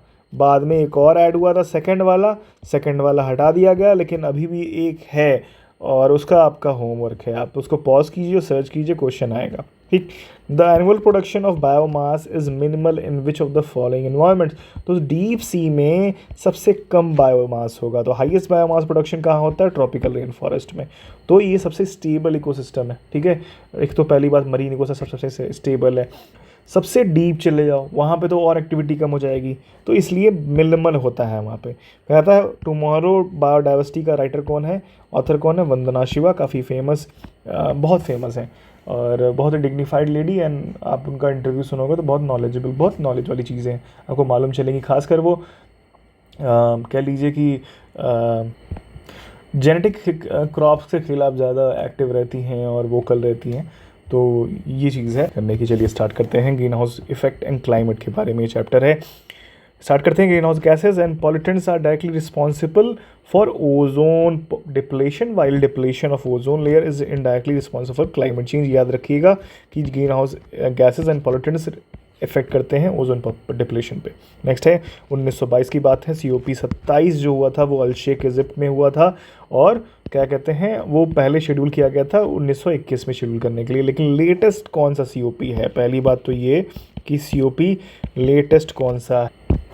तो लेटेस्ट आपका COP 29 है, जो कि बाकू अज़रबैजान में होगा। कब होगा? नवंबर में होगा 2024 में। ठीक है। इससे पहले COP 28 कहाँ हुआ था? ये दुबई में हुआ था। ठीक है, ये दुबई में हुआ था, याद रखिएगा। फिर आता है how much has global average temperature risen in last century. तो ये पता होना चाहिए 1.8 डिग्री फ़ारेनहाइट है, सेल्सियस नहीं होता है, फ़ारेनहाइट है। ठीक है। नेक्स्ट है आपका green house effect is the process. क्या होता है? Of heating the atmosphere by absorption of infrared radiation by atmospheric carbon dioxide. तो कार्बन डाइऑक्साइड जो होती है वो उसको एब्जॉर्ब करती है एटमॉस्फेरिक इंफ्रारेड रेडिएशन को। ठीक है। नेक्स्ट है ग्रीन हाउस इफेक्ट। क्या होता है? Increase in global temperature. The concept of green house gases are postulated by, ये इंपॉर्टेंट चीज़ है, जोसेफ फोरियर ने पहली बार बताया था concept of green house gases. Next है आपका क्योटो प्रोटोकॉल के बारे में। तो किससे रिलेटेड है ये? क्लाइमेट चेंज से रिलेटेड है। ठीक है। नेक्स्ट देखते हैं। Kyoto protocol was adopted in Kyoto on 14 दिसंबर 1997। तो डेट नहीं याद रहेगा, महीना याद रख लेना, महीना याद नहीं रहेगा तो साल तो मत भूलना भाई। ठीक है। और इंटर्ड इनटू फोर्स, ये इंपॉर्टेंट है। तो ये 2005 में हुआ था। ठीक है। कार्टेजेना, अब देखते हैं कुछ इंपॉर्टेंट कन्वेंशंस हैं, प्रोटोकॉल्स है, उसको जानना बहुत ज़रूरी है। कार्टेजेना प्रोटोकॉल किस लिए है? बायोसेफ्टी के लिए। स्टॉकहोम किसके लिए है? पर्सिस्टेंट ऑर्गेनिक पॉल्यूटेंट्स के लिए है। मॉन्ट्रियल हमारा ओजोन के लिए है, और क्योटो हमारा क्लाइमेट चेंज के लिए है। नेक्स्ट देखते हैं green house effect is enhanced in the environment due to carbon dioxide. तो हमको पता है, लेकिन कई बार ये रिपीट होता है क्वेश्चन। नेक्स्ट है which one of the following gases is not a green house. तो ये आपका ऑक्सीजन ग्रीन हाउस गैस नहीं है। नेक्स्ट है आपका gases directly responsible for the green house effect. ये है आपका carbon dioxide, methane, nitrous oxide, CFC, SF6, NF3। ये मेजरली आपके ग्रीन हाउस इफेक्ट के लिए रिस्पॉन्सिबल होती हैं। Which of the following gases contribute to green house effect. तो आया आपका कार्बन डाइऑक्साइड और मीथेन। सबसे ज़्यादा कार्बन डाइऑक्साइड और मीथेन बहुत ज़्यादा प्रोमिनेंट पाए जाते हैं इन्वायरमेंट में। ठीक है। नेक्स्ट आता है what will be the decreasing order of the following contributes to the green house effect. तो सबसे ज़्यादा तो बताया मैंने कार्बन डाइऑक्साइड, फिर मीथेन, फिर नाइट्रस ऑक्साइड, फिर CFCs आती हैं। एक्चुअली में ये थोड़ा सा मिनिस्क्यूल फॉर्मेट, मतलब मिनिस्क्यूल लेवल पे डिस्चार्ज होती है एनवायरनमेंट में, क्योंकि ये आर्टिफिशियल गैसेस हैं, इनको बनाया जाता है नेचुरली, थोड़ा सा अकर नहीं करती हैं। तो जितना अकर करती हैं उन जो मतलब आर्टिफिशियली बनाया जाता है वो इतने लेवल पे नहीं है जितने लेवल पे कार्बन डाइऑक्साइड डिस्चार्ज होती है। ठीक है। फिर आता है which of the following gases highest contribution in global warming. तो ये आपका कार्बन डाइऑक्साइड है। फिर आता है which one of the following naturally occurring green house gases causes the highest percentage of green house effect. तो ये चीज़ बहुत इंपॉर्टेंट चीज़ है कि इनमें देखिए, पहली बात तो ये कि वाटर वेपर बहुत अच्छे से ग्रीन हाउस इफेक्ट करता है। ठीक है। तो highest percentage of green house natural, पहली बात नेचुरली अकरिंग भी है। तो ये वाटर वेपर का ध्यान दीजिएगा कि highest percentage of green house effect लाता है। ठीक है। नेक्स्ट है which set of the following gases is the most important for the green house effect. तो ये आपका carbon dioxide, methane, nitrous oxide और वाटर वेपर है, ये ध्यान दीजिएगा। नेक्स्ट है which one of the following is not responsible for global warming. तो आगन नहीं होता है, इनर्ट गैस है। ठीक है। तो ग्लोबल वार्मिंग नहीं होती है इससे। नेक्स्ट है नेट जीरो। क्या कहते हैं? नेट जीरो कहते हैं which is also referred as carbon neutrality does not mean that the country would bring down its emission to zero. ठीक है। तो जितना एमिट कर रहे हैं उतना आप कह लो कि जो उनका कह लो कि जो ग्रीनरी है वो कंज्यूम कर रही है, उसको ही कहते हैं कार्बन न्यूट्रलिटी। तो ये ऐसा नहीं है कि एमिशन ही ज़ीरो कर दें। है ना, ओवरऑल डेवलपमेंट ही ठप हो जाएगा।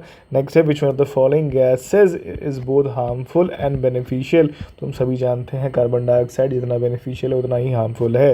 नेक्स्ट है which of the following is the largest emitter of carbon. तो चाइना सबसे ज़्यादा कार्बन एमिटर है, लेकिन पर कैपिटा अगर इमिशन की बात करें तो काफ़ी नीचे आ जाता है और एब्सोल्यूट में बहुत ज़्यादा है। ठीक है।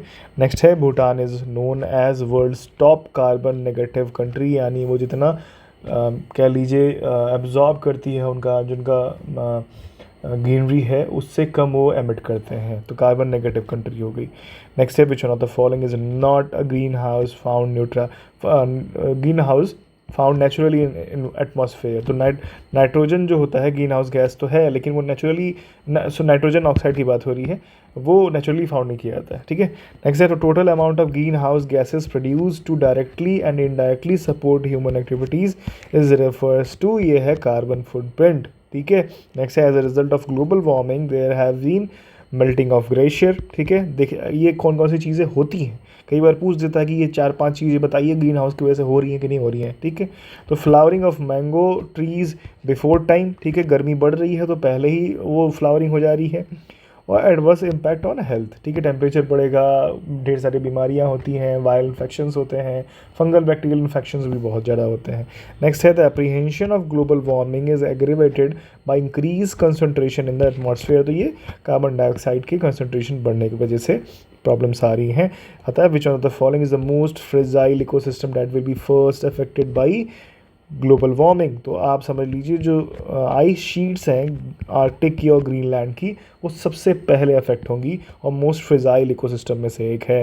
नेक्स्ट है the increasing amount of carbon dioxide in air slowly raising the temperature of atmosphere because it absorbs, क्या एब्जॉर्ब करता है, infrared part of solar radiation. ध्यान दीजिएगा, infrared part of solar radiation को एब्जॉर्ब करता है। नेक्स्ट है rice fields, coal mines and domestic animals are human source of methane emission. तो अगर मीथेन इमिशन की बात करें तो राइस फील्ड्स, डोमेस्टिकेटेड एनिमल्स और कोल माइन से बहुत ज़्यादा इमिशन होता है।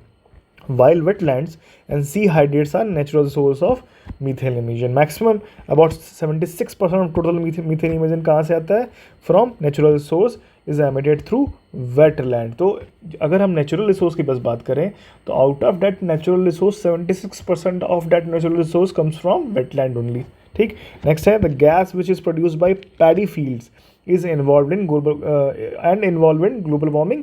तो ये पैडी फील्ड से जो निकलती है और ग्लोबल वार्मिंग के लिए बहुत ज़्यादा इफेक्ट करती है, वो है आपका मीथेन। नेक्स्ट है आपका green house gas liberated by cut chewing animal. तो ये है आपकी एनिमल जो जैसे गाँव का होता है ना, पगुरी करती रहती हैं, उसकी वजह से भी मीथेन निकलती है। नेक्स्ट है आपका when was India's first national action plan on climate change release. तो 2008 में हुआ था, 8 है। ठीक है। नेक्स्ट देखते हैं what is green house gas protocol. It is an international accounting tool for governmental and business leaders to understand, quantify and manage green house gas emission. तो ये याद रखिएगा ग्रीन हाउस प्रोटोकॉल क्या होता है। नेक्स्ट है हमारा क्लीन डेवलपमेंट मैकेनिज्म, बहुत ही इंपॉर्टेंट चीज़ है, is one of the flexible mechanism defined in the Kyoto protocol. तो ये अगर पूछ दे कि कब आया था, कि ये कहाँ आया था, तो क्योटो प्रोटोकॉल में आया था, ये ध्यान दीजिएगा। ठीक है।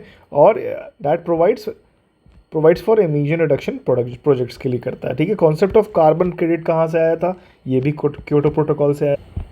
नेक्स्ट है हमारा बायोकार्बन फंड इनिशिएटिव। ये कब आया था, फॉर सस्टेनेबल फॉरेस्ट लैंडस्केप। और ये कौन मैनेज करता है, ये वर्ल्ड बैंक मैनेज करता है। याद रखिएगा बायोकार्बन फंड इनिशिएटिव। ठीक है। ये वर्ल्ड बैंक मैनेज करता है। देखते हैं next, average increase in earth temperature during last century कितना है, 0.8 डिग्री सेल्सियस है, ये डिग्री सेल्सियस है। ठीक है। Without green house effect the average temperature of earth surface would be, तो ये -18 डिग्री सेल्सियस रहता। नेक्स्ट है which of the following is not related to the astronomical theory of climate change. तो ये है सोलर इरेडियंस थ्योरी जो कहते हैं, ये रिलेटेड नहीं है एस्ट्रोनॉमिकल थ्योरीज से। ठीक है। नेक्स्ट देखते हैं which who had suggested that shifting earth on its axis is one of the factor responsible for climate change. तो ये है, आप कौन कहा था इनका नाम, मिलानकोविक नाम है इनका, मिलानकोविक। ठीक है, ये उतना इंपॉर्टेंट नहीं है, लेकिन वंस इन अ वाइल एक दो क्वेश्चन ऐसे आते हैं जिनका कोई जवाब नहीं होता, तो एटलीस्ट हम ये कर सकते हैं कि इस तरह के क्वेश्चन पहले पढ़ के रखें जो PYQs में आए हुए हैं। नेक्स्ट देखते हैं, which one of the following provides the cryogenic indicator of climate change. तो ये इसका कौन है आंसर, इसका है आई स्कोर। ठीक, नेक्स्ट देखते हैं 8, अभी हम बात की है ना कि national mission under climate action की बात हो रही थी, एक्शन प्लान की बात हो रही थी, तो 8 मिशंस हैं, उसमें कौन सा है, सोलर मिशन, ठीक, mission for enhance energy efficiency, next है मिशन ऑन सस्टेनेबल हैबिटेट, फिर आता है water mission, mission for sustaining the highway Himalayan ecosystem, फिर आता है mission for green India, mission for sustainable agriculture, फिर है strategic knowledge for climate change. ठीक, नेक्स्ट देखते हैं, which one of the following is not included in 8 missions. ठीक है, तो ये आपका न्यूक्लियर पावर पे कोई मिशन नहीं है हमारा। नेक्स्ट है United Nations framework convention on climate change, जिसको कहते हैं UNFCCC is an international treaty drawn at UN convention on environment and development, Rio de Janeiro 1992। इसके अलावा एक सस्टेनेबल डेवलपमेंट पे भी सबमिट हुई थी 1992 में, हम देख चुके हैं। नेक्स्ट देखते हैं, इंटेंडेड नेशनली डिटरमाइंड कंट्रीब्यूशन, ये कहाँ पे आया, तो समटाइम्स सीन इन ये वर्ल्ड एक्शन प्लान है to deal with climate change. ठीक है, नेक्स्ट देखते हैं, मेनली ये पेरिस क्लाइमेट डील में आया था, पेरिस क्लाइमेट टॉक्स में हुआ था। ठीक, 2015 की बात है ये। नेक्स्ट है, green climate fund was formally established during 2010 national United Nations climate change conference in Cancun कहते हैं इसको, मैक्सिको में जो हुआ था। कई बार पूछा जाता है ये किस लोकेशन पे ये क्रिएट हुआ था। ठीक, नेक्स्ट है हमारा ओजोन लेयर पे नया चैप्टर स्टार्ट होता है। सो नेक्स्ट टॉपिक है हमारा ओजोन लेयर। ओजोन लेयर की बात करें तो ये कहाँ पे लाई करता है या फिर फाउंड होता है, कहाँ पे पाया जाता है, ये स्ट्रेटोस्फीयर में पाया जाता है इसको। ठीक है, अब इस ओजोन लेयर का जो मेन काम होता है ना, वो प्रोटेक्ट करता है UV रेज से अर्थ को। ठीक, अब एक चीज़ ध्यान देने वाली बात कि पूरा का पूरा ओजोन लेयर स्ट्रेटोस्फीयर में नहीं पाया जाता। एक ग्राउंड लेवल ओजोन की जिसकी बात करते हैं वो एक तरह से पॉल्यूटेंट की तरह काम करता है, वो स्ट्रेटोस्फीयर में पाया जाता है। बाकी जो गुड ओजोन है वो 90% स्ट्रेटोस्फीयर में है। ठीक, नेक्स्ट देखते हैं, ओजोन लेयर की जो हाइट है या फिर कह ले कितने ऊपर है अर्थ क्रस्ट से, वो है 20 किलोमीटर। अगर हम बात करें मोटा मोटी तो ओजोन लेयर मोटा मोटी स्ट्रेटोस्फीयर में करीब 15 से 30 किलोमीटर अर्थ सरफेस से ऊपर पाया जाता है। ठीक है, अब बात आती है क्लोरोफ्लोरोकार्बन्स की। ये एक ऑर्गेनिक कंपाउंड होता है जो कि कार्बन, क्लोरीन और फ्लोरीन से मिलकर बना होता है, और ये मेजर कॉज है, this it is one of the major causes of green house effect. तो ये एक तो पहले ग्रीन हाउस इफेक्ट का भी रोल है इसका, लेकिन वन ऑफ द मेजर है कि ओजोन डिप्लीशन सब्सटेंस है ये। ठीक है, फिर आता है radiation that is absorb by ozone present in atmosphere. ये अल्ट्रावायलेट रेज होती हैं, उन्हीं को एब्जॉर्ब करता है। नेक्स्ट देखते हैं, सो नेक्स्ट है ultraviolet radiations from sunlight causes reaction that produces which of the following. तो ये O3 निकलता है यानी ओजोन। नेक्स्ट आता है ozone layer in atmosphere provide safety to life on earth from ultraviolet radiation. हमने देखा है harmful ultraviolet radiations coming from sun can cause skin cancer, ये हम सबको पता है। नेक्स्ट है ओजोन लेयर प्रिजर्वेशन डे कब मनाया जाता है, 16 सितंबर, इसको याद रखिएगा। नेक्स्ट है ozone hole is caused by chlorofluorocarbon, हम देख चुके हैं फर्स्ट स्टेटमेंट में। नेक्स्ट है which one of the following is not responsible for depletion of ozone layer. तो मिथाइल क्लोरोफॉर्म ये जो होता है वो as a depletion of ozone layer में रिस्पॉन्सिबल नहीं होता है, ये एज अ सॉल्वेंट यूज़ किया जाता है।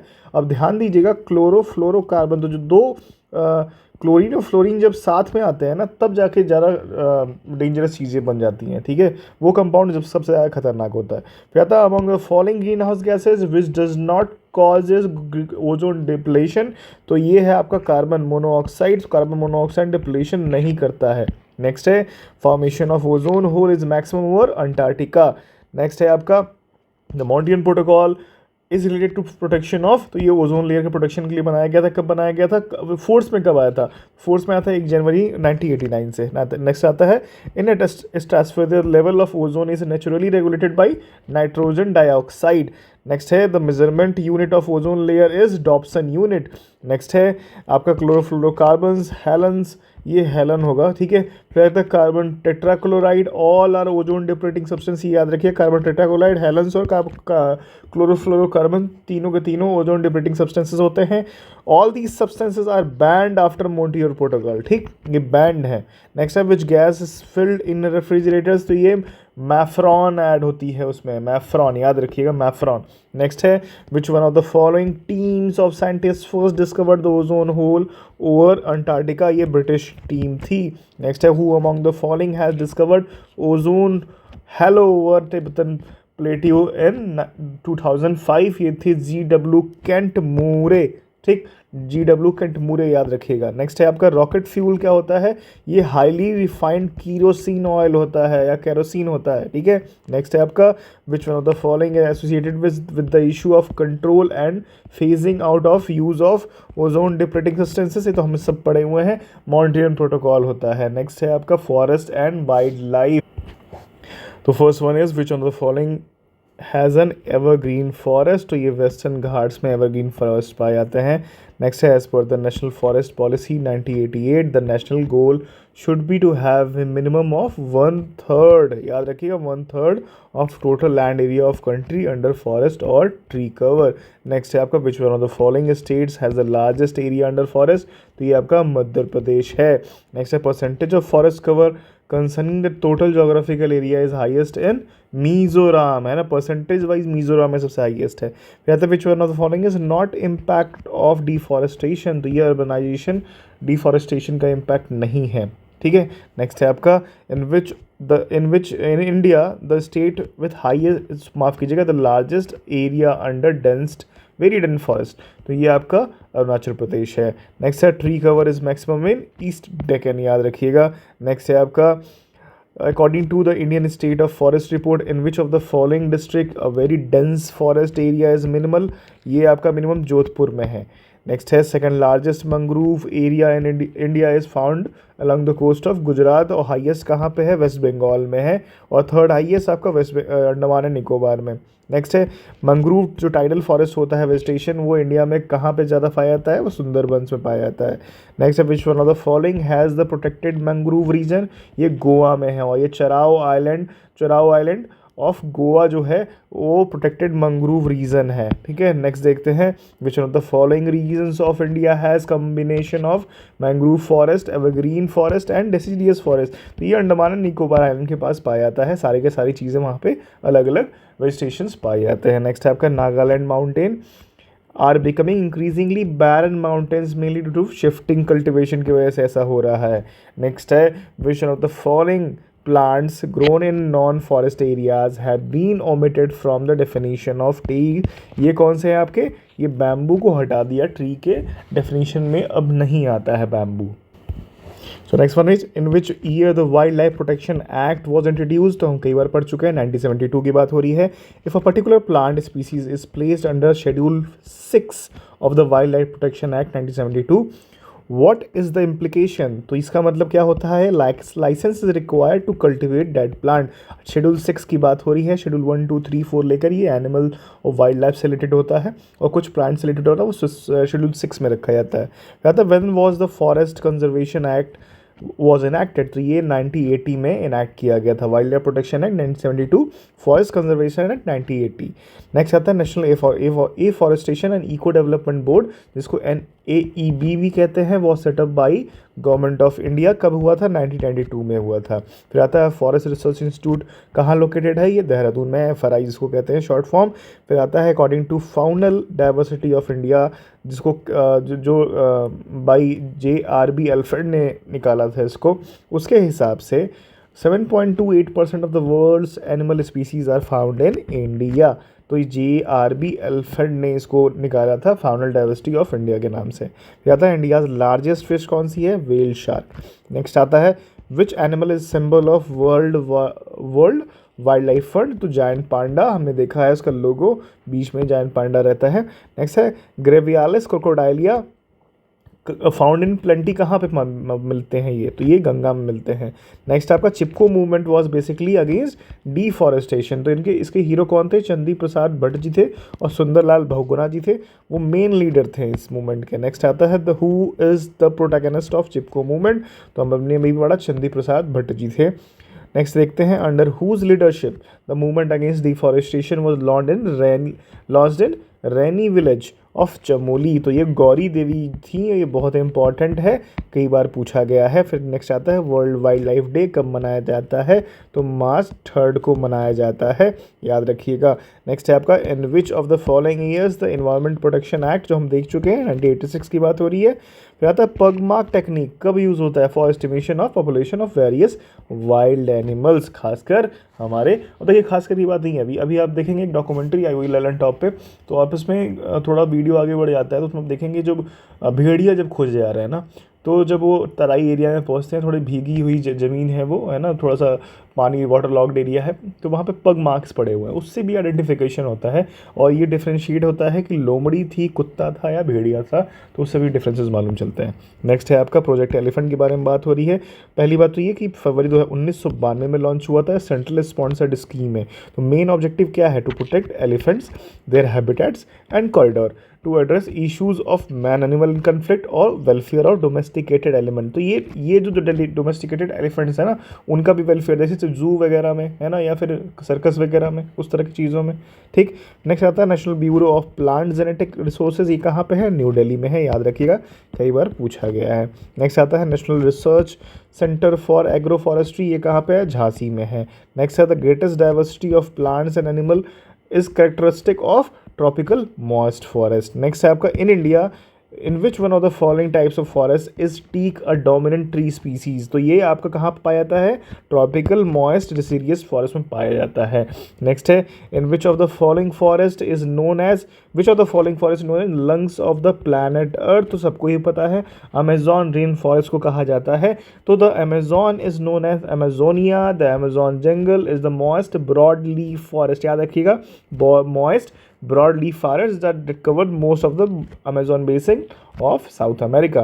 Next है in which of the following continent the tropical deciduous forests are most extensive. Tropical deciduous forests most extensively found होते हैं कहाँ पे, एशिया में। नेक्स्ट है definition of critical wild life habitat कहाँ पे मतलब इनकॉर्पोरेट किया गया था, तो फॉरेस्ट राइट्स एक्ट 2006 में इनकॉर्पोरेट किया गया था। नेक्स्ट है for the first time in India Baigas have been given habitat rights. तो बायगा ट्राइब जो होती हैं वो कौन से स्टेट में प्रोमिनेंटली पाई जाती हैं, पॉज कीजिए, गूगल कीजिए, तुरंत मिलेगा, स्टे कर जाएगा दिमाग में।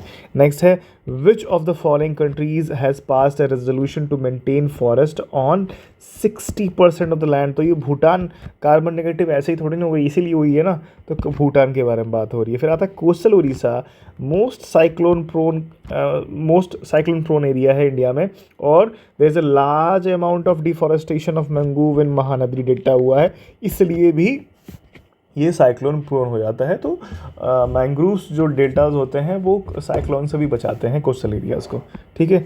नेक्स्ट है वर्ल्ड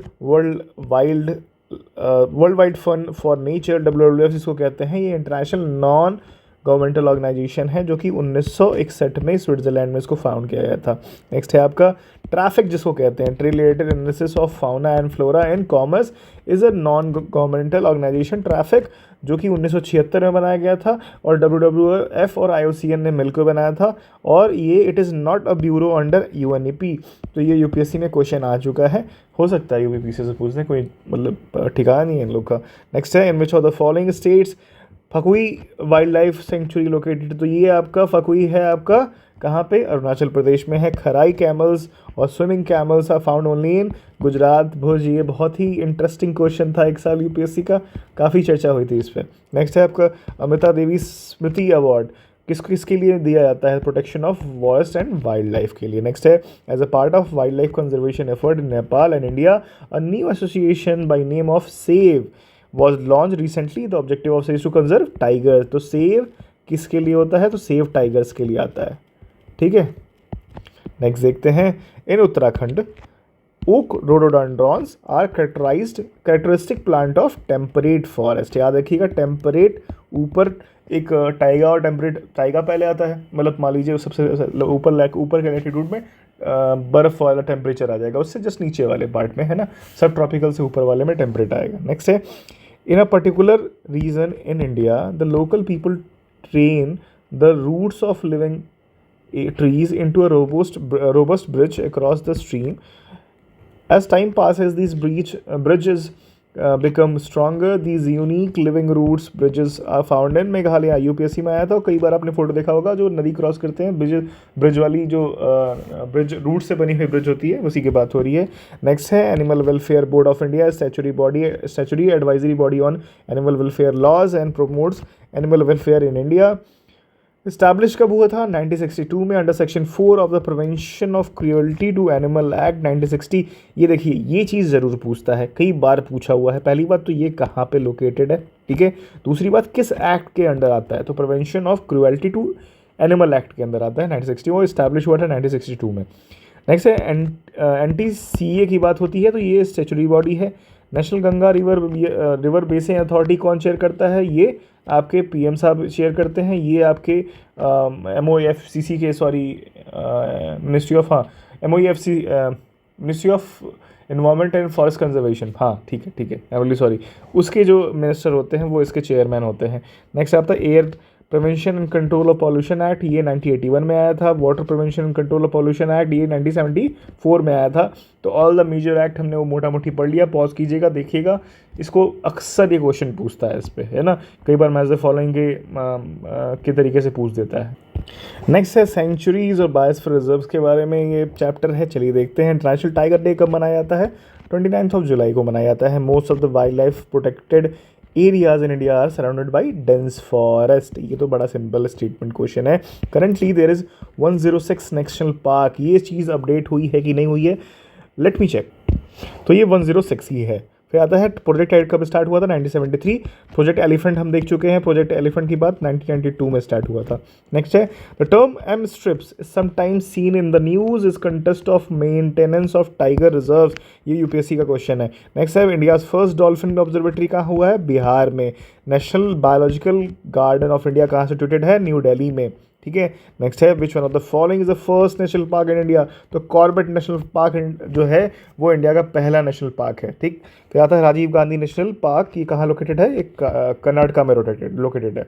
नेक्स्ट है maintenance of genetic diversity in national park is done by in Situ conservation, ठीक है, ये याद रखिएगा। नेशनल पार्क के थ्रू अगर जेनेटिक डाइवर्सिटी को मेंटेन किया जा रहा है तो ये इन सीतू कंजर्वेशन है। पेरियार गेम सेंचुरी कहाँ पे है? ये वाइल्ड जो किस लिए फेमस है? पहली बात तो ये केरला में है, ठीक है, और किस लिए फेमस है? वाइल्ड एलिफेंट्स के लिए, ठीक है। फिर देखते हैं बेटला, जो कि पालामू नेशनल पार्क की बात हो रही है, वो छोटा नागपुर प्लेट्यू ऑफ पालामू डिस्ट्रिक्ट कहाँ पे? ये झारखंड में सिचुएटेड है। पालामू टाइगर रिजर्व की बात है, वहाँ टाइगर रिजर्व भी पाया जाता है। तो ये भी कुछ दिनों के लिए फेमस हुआ था, कुछ सालों के लिए, वहाँ टाइगर्स खत्म हो गए थे, ठीक है। रिसेंटली शायद एक दो पॉपुलेशन उनकी आई है, जो जनसंख्या थोड़ी सी बड़ी है ना, लेकिन इसलिए भी फेमस था ये क्योंकि वहाँ से टाइगर्स बिल्कुल ही ख़त्म हो चुके थे। नेक्स्ट है रानी झांसी मरीन नेशनल पार्क कहाँ है? ये आपका अंडमान निकोबार में है और ये 1996 में इस्टेब्लिश किया गया था, फाउंड किया गया था। फिर अगर नागार्जुन सागर शेषाचलम टाइगर रिजर्व, जो कि आंध्र प्रदेश में है, ये लार्जेस्ट टाइगर रिजर्व है, टाइगर हैबिटेट है इंडिया में, ठीक है। कई बार क्वेश्चन पूछा हुआ है इससे, तो ये याद रखिएगा। ये पहली बात तो ये आंध्र प्रदेश में है और ये लार्जेस्ट टाइगर हैबिटेट है। फिर धूपगढ़ पीक जो है वो situated in which of the following national park? तो ये सतपुरा नेशनल पार्क में धूपगढ़ पीक सिचुएटेड है। फिर आता है among the following tiger reserves which one of the largest area? अभी हमने देखा ना क्रिटिकल टाइगर हैबिटेट, जो ये यूपीएससी में पूछा हुआ है, और ये है नागार्जुना सागर शेषाचलम जो एरिया है उसमें लार्जेस्ट क्रिटिकल टाइगर हैबिटेट का कोर एरिया सबसे बड़ा है, ठीक है। नेक्स्ट आता है where is the home of Asiatic lion? ये आपका गिर फॉरेस्ट है। नेक्स्ट है आपका biosphere reserves are the area to preserve. तो ये किस लिए बनाए जाते हैं? ये जेनेटिक डाइवर्सिटी को प्रिजर्व करने के लिए बनाया जाता है। नेक्स्ट है which one of the following does not find a place in UNESCO network of biosphere reserve? तो मैंने आपको एक लिस्ट भी प्रोवाइड कर रखी है, उसमें जाके देखिएगा कि कितने MAB प्रोग्राम जो है ना उसमें कितने बायोस्फीयर रिजर्व हैं। उसके अलावा भी जानना जरूरी है, तो उसमें रन ऑफ का चाहता है, उसमें शायद MAB प्रोग्राम में 12 बायोस्फीयर रिजर्व है। नेक्स्ट आता है which of the following biosphere reserve of India spread over Garo hills? ये तो नॉट करेक्ट है, मेघालय की बात हो रही है। आपका गारो हिल्स, गारो खासी जयंतिया सुनते ही आपका पहली बार चमकना चाहिए मेघालय, और मेघालय चमकते ही आपको चमकना चाहिए नॉकरेक, ठीक है, बायोस्फीयर रिजर्व। ठीक, फिर आता है what will be the decreasing order of following biosphere reserve from the point of view of length. ठीक है, अब थोड़ा सा ये ट्रिकी है ना, ट्रिकी है। अब ये बायोस्फीयर रिजर्व की बात की जा रही है from the point of view of length, तो अब ये जानना बहुत ज़रूरी है। पहली बात तो ये गल्फ ऑफ मन्नार सबसे बड़ा है, दूसरा है आपका सुंदरबन, तीसरा है आपका पंचमढ़ी, और चौथा है कंचनजंगा। ठीक है, नेक्स्ट है आपका in which state Nanda Devi biosphere reserve, हमें पता है उत्तराखंड की बात हो रही है। जल्दी जल्दी चलते हैं, है ना, ये रिवीजन है, पूरा का पूरा रिवीजन है। In case you want this PDF, description is in the मतलब link is in the description box. बाकी अपने को इतना ज़्यादा यहाँ पे रिसर्च नहीं करना, अपने को जल्दी जल्दी रिवाइज करते हुए चलना है। नेक्स्ट है in which of the following which one of the following category protected areas in India are local people not allowed to collect and use the biomass. ये नेशनल पार्क्स में अलाउड नहीं है, ठीक है, याद रखिएगा, नेशनल पार्क्स में allowed नहीं है। इन इंडिया प्रोजेक्ट एलिफेंट कब लॉन्च हुआ था? 1992 में, कई बार पूछा गया है यूपीपीसीएस में। फिर आता है where is the wild ass sanctuary located, ये गुजरात में है। यानी इनकी स्पीड अच्छी खासी होती है, समझ मानिएगा, बहुत अच्छा इनका फिजिक होता है, और बहुत पहली बात तो बहुत ही नोन ये चीज़ है, स्पीशीज़ है। फिर आता है one horn rhinos are found in which following states, तो वेस्ट बंगाल और आसाम बहुत फेमस हैं इस चीज़ के लिए। Orang national park, Kaziranga national park, ये इनका नेचुरल हैबिटेट माना जाता है वन हॉर्न राइनोज का। ठीक, फिर आता है recently there was a proposal to translocate some of the lions from the natural habitat in Gujarat to which of the following, तो ये Kuano Palpur national wild life sanctuary की बात हो रही है, और ये एमपी में है। ठीक है, नेक्स्ट है select the state from amongst the following with the maximum number of national park, तो ये मध्य प्रदेश में सबसे ज़्यादा नेशनल पार्क्स हैं, याद रखिएगा, कई बार क्वेश्चन पूछा हुआ है। नेक्स्ट है आपका फांगपुई नेशनल पार्क जो कि मिजोरम में है, is also known as which of the following, तो ये ब्लू माउंटेन नेशनल पार्क कहते हैं, इसको याद रखिएगा, ब्लू माउंटेन पार्क कहते हैं फांगपुई नेशनल पार्क जो कि मिजोरम में है। मैं बार बार रिपीट इसलिए कर रहा हूँ क्योंकि कई बार सुनते सुनते दिमाग में स्टे कर जाता है, और वो बहुत ज़्यादा ज़रूरी है। नेक्स्ट है अंडमान एंड निकोबार जो कि 96 has the maximum number of wild life sanctuary, तो किसी जगह पे मैक्सिमम वाइल्ड लाइफ सेंचुरी कहाँ पे है? 96 आपके अंडमान एंड निकोबार में है। नेक्स्ट है which one of the following states has the ideal habitat for the Siberian crane, तो ये भरतपुर नेशनल पार्क जिसको कहते हैं, वो आपका वहाँ पे बर्ड सेंचुरी भी है, शायद प्रोटेक्टेड एरिया भी है, और वेटलैंड, रामसर वेटलैंड भी है, तो ये आपका राजस्थान में आता है। नेक्स्ट है आपका Sariska and Ranthambore are the reserves, ये किस लिए है? Following which of the following element, ये आपका टाइगर के लिए है, तो सरिस्का टाइगर रिजर्व और रणथंभौर टाइगर रिजर्व ये बहुत फेमस जगहें हैं। ठीक है, सलीम अली नेशनल पार्क कहाँ पे लोकेटेड है? ये जम्मू एंड कश्मीर में है। सलीम अली जी एक if I am not wrong ये बर्ड के एंथुजियास्ट थे, और कौन सा वर्ड यूज़ किया जाता है तो मिस प्रोनाउंसिएशन हो जाएगा, उससे बढ़िया है कि मैं ना बोलूँ, लेकिन ये बहुत ही रिनोन्ड कह लीजिए वाइल्ड लाइफ एंथुजियास्टिक थे। ठीक है, नेक्स्ट है आपका which one of the following tiger reserves of India is located Mizoram, ये डम्पा है। ठीक है, नेक्स्ट है आपका which one of the following tiger reserve lies in 2 state, तो पेंच है। पेंच कहाँ है देख लेते हैं, तो Pench tiger reserve is spread over 2 states namely Madhya Pradesh और महाराष्ट्र में, तो मध्य प्रदेश में 90% है और महाराष्ट्र में 10% है। ये चीज़ इंपॉर्टेंट हो जाती है क्योंकि ये ट्रांजिशनल वाले क्वेश्चन है, जैसे हमने कहा था, जैसे दो अलग अलग हैबिटेट या कम्युनिटीज़ जुड़ती हैं तो इकोटोन बनता है, उस तरह के क्वेश्चन इंपॉर्टेंट हो जाते हैं। फिर आता है which of the following protected areas well known for the conservation of sub species of Indian swamp deer, जिसको बारहसिंगा कहते हैं, that thrives well on the hard ground and exclusively graminivorous. ठीक है, तो ये कान्हा नेशनल पार्क्स में पाए जाते हैं बारहसिंगास। ठीक है, फिर आता है दचिंगम नेशनल पार्क जो कि जम्मू एंड कश्मीर में है। ये आपका किस चीज़ के लिए फेमस है? ये आपका हंगल जो कि कश्मीरी स्टैग भी कहते हैं। अभी एक और कह लीजिए कि एनिमल का नाम आएगा और वो भी बहुत फेमस है उस जगह के लिए। फिर देखते हैं from the ecological point of view which are the following assumes importance in being a good link between Eastern Ghats and Western Ghats. तो सत्यमंगलम टाइगर रिजर्व जो है वो आपका एक लिंक की तरह काम करता है आपका वेस्टर्न घाट्स में और ईस्टर्न घाट्स के बीच में। नेक्स्ट है which one of the following is located in Bastar region, तो बस्तर रीजन में इंद्रावती नेशनल पार्क है, याद रखिएगा, ठीक है, छत्तीसगढ़ की बात हो रही है। नेक्स्ट है which one of the following animal can live for the longest duration, longest without drinking water, तो कंगारू रैट की बात की जा रही है। नेक्स्ट है येलोस्टोन नेशनल पार्क कहाँ लोकेटेड है, यूएसए में। हम मैप देख रहे थे तो वहाँ पे येलोस्टोन एरिया का भी देखा था ना हमने, मैपिंग देखी थी रिवर की, तो उसी की बात हो रही है यहाँ पे। तो मिसौरी एंड मिसिसिपी की जब हमने बात की थी तो मिसौरी बहुत दूर से निकल रही थी, वो येलोस्टोन नेशनल पार्क के आसपास से निकलती है। फिर आते हैं which one of the following is a marine national park, तो ये आपका गल्फ ऑफ मन्नार है आपका मरीन नेशनल पार्क। नेक्स्ट है UNESCO declares which of the following national park of India as the world heritage site, जो कि 2016 में, तो कंचनजुंगा को वर्ल्ड हेरिटेज, ये मिक्स्ड में कैटेगरी में आता है, जहाँ पे मैनमेड और नेचुरल का जो आता है ना, तो नेचुरल वाले में एक कैटेगरी में आता है, ये वर्ल्ड हेरिटेज साइट है, और कंचनजुंगा नेशनल पार्क की बोलते हैं इसको। फिर आता है term biosphere reserve was first use by Edward sues, जो इकोसिस्टम पहली बार कौन यूज़ किए थे, एजी टास्ले, राइटर्स और अर्न्स्ट हैकल जो थे वो पहली बार इसको इकोलॉजी यूज़ किए थे, और बायोडायवर्सिटी पहली बार कौन किया था, रेमंड एफ डेसमैन। तो ये वाला स्टेटमेंट ना, ये क्वेश्चन इससे याद रखना आएगा। नेक्स्ट है आपका which one of the following national park is unique in being swamp with floating vegetation that support the rich biodiversity, इसी की बात कर रहा था मैं, और ये कायबुल लामजाओ है। कायबुल लामजाओ की बात कर रहा था मैं, यहाँ पे हंगुल की बात हुई थी कश्मीरी स्टाइल डचीगम के लिए, और यहाँ पे कौन सा होता है, आप ये बताइए कौन सा एनिमल पाया जाता है यहाँ पे जो बहुत ज़्यादा फेमस है, ठीक। नेक्स्ट है आपका मैन एंड बायोस्फीयर प्रोग्राम, जो कि यूनेस्को का है, वो कब हुआ आया था, 1971 में आया था।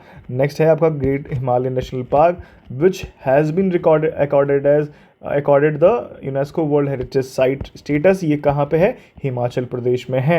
नेक्स्ट है आपका ओशनिंग नेशनल पार्क जो है वो इंडिया का कहाँ पे लोकेटेड है, ये आपका कच्छ में लोकेटेड है। नेक्स्ट है हम देखते हैं which one of the following is regarding area is the largest UNESCO approved biosphere reserve of India, तो गल्फ ऑफ मन्नार हम देख चुके हैं। नेक्स्ट है 16th biosphere reserve of India, जो कि कोल्ड डेजर्ट है, वो कहाँ पे है, ये हिमाचल प्रदेश में है, तो cold desert biosphere reserve Himachal Pradesh में है।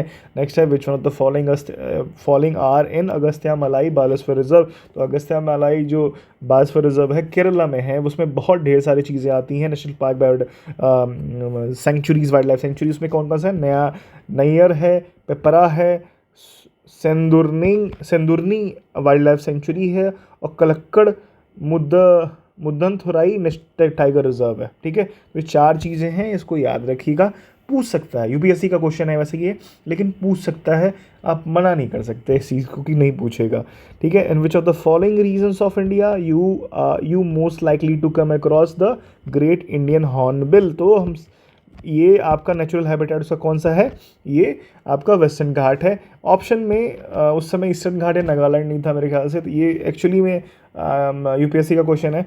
लेकिन एक चीज़ देखिए कि हॉर्नबिल जो फेस्टिवल है ना, माफ़ कीजिएगा, हॉर्नबिल फेस्टिवल ये आपका नागालैंड में मनाया जाता है, ठीक। नेक्स्ट है desert national park spread in 2 district of Rajasthan, कहाँ पे, जैसलमेर और बाड़मेर में फैला हुआ है।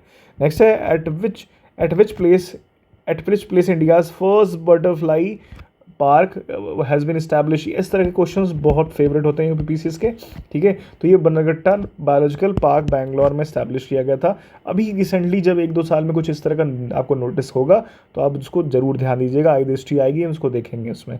नेक्स्ट है अस्कोट वाइल्ड लाइफ सेंचुरी, ये कई बार पूछा गया है, ये पिथौरागढ़ में है, ठीक है। Corbett national park gets it water from, ये रामगंगा रिवर से मिलता है उसको।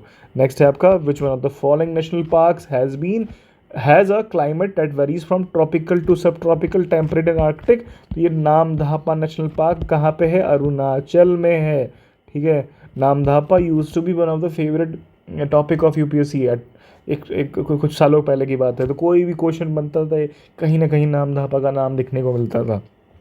फिर आता है Shukla Phanta national wild life sanctuary या फिर कह लीजिए वाइल्ड लाइफ रिजर्व, ये कहाँ पे है, ये नेपाल में है, तो ये इंपॉर्टेंट हो जाता है अगर क्वेश्चन बना है तो।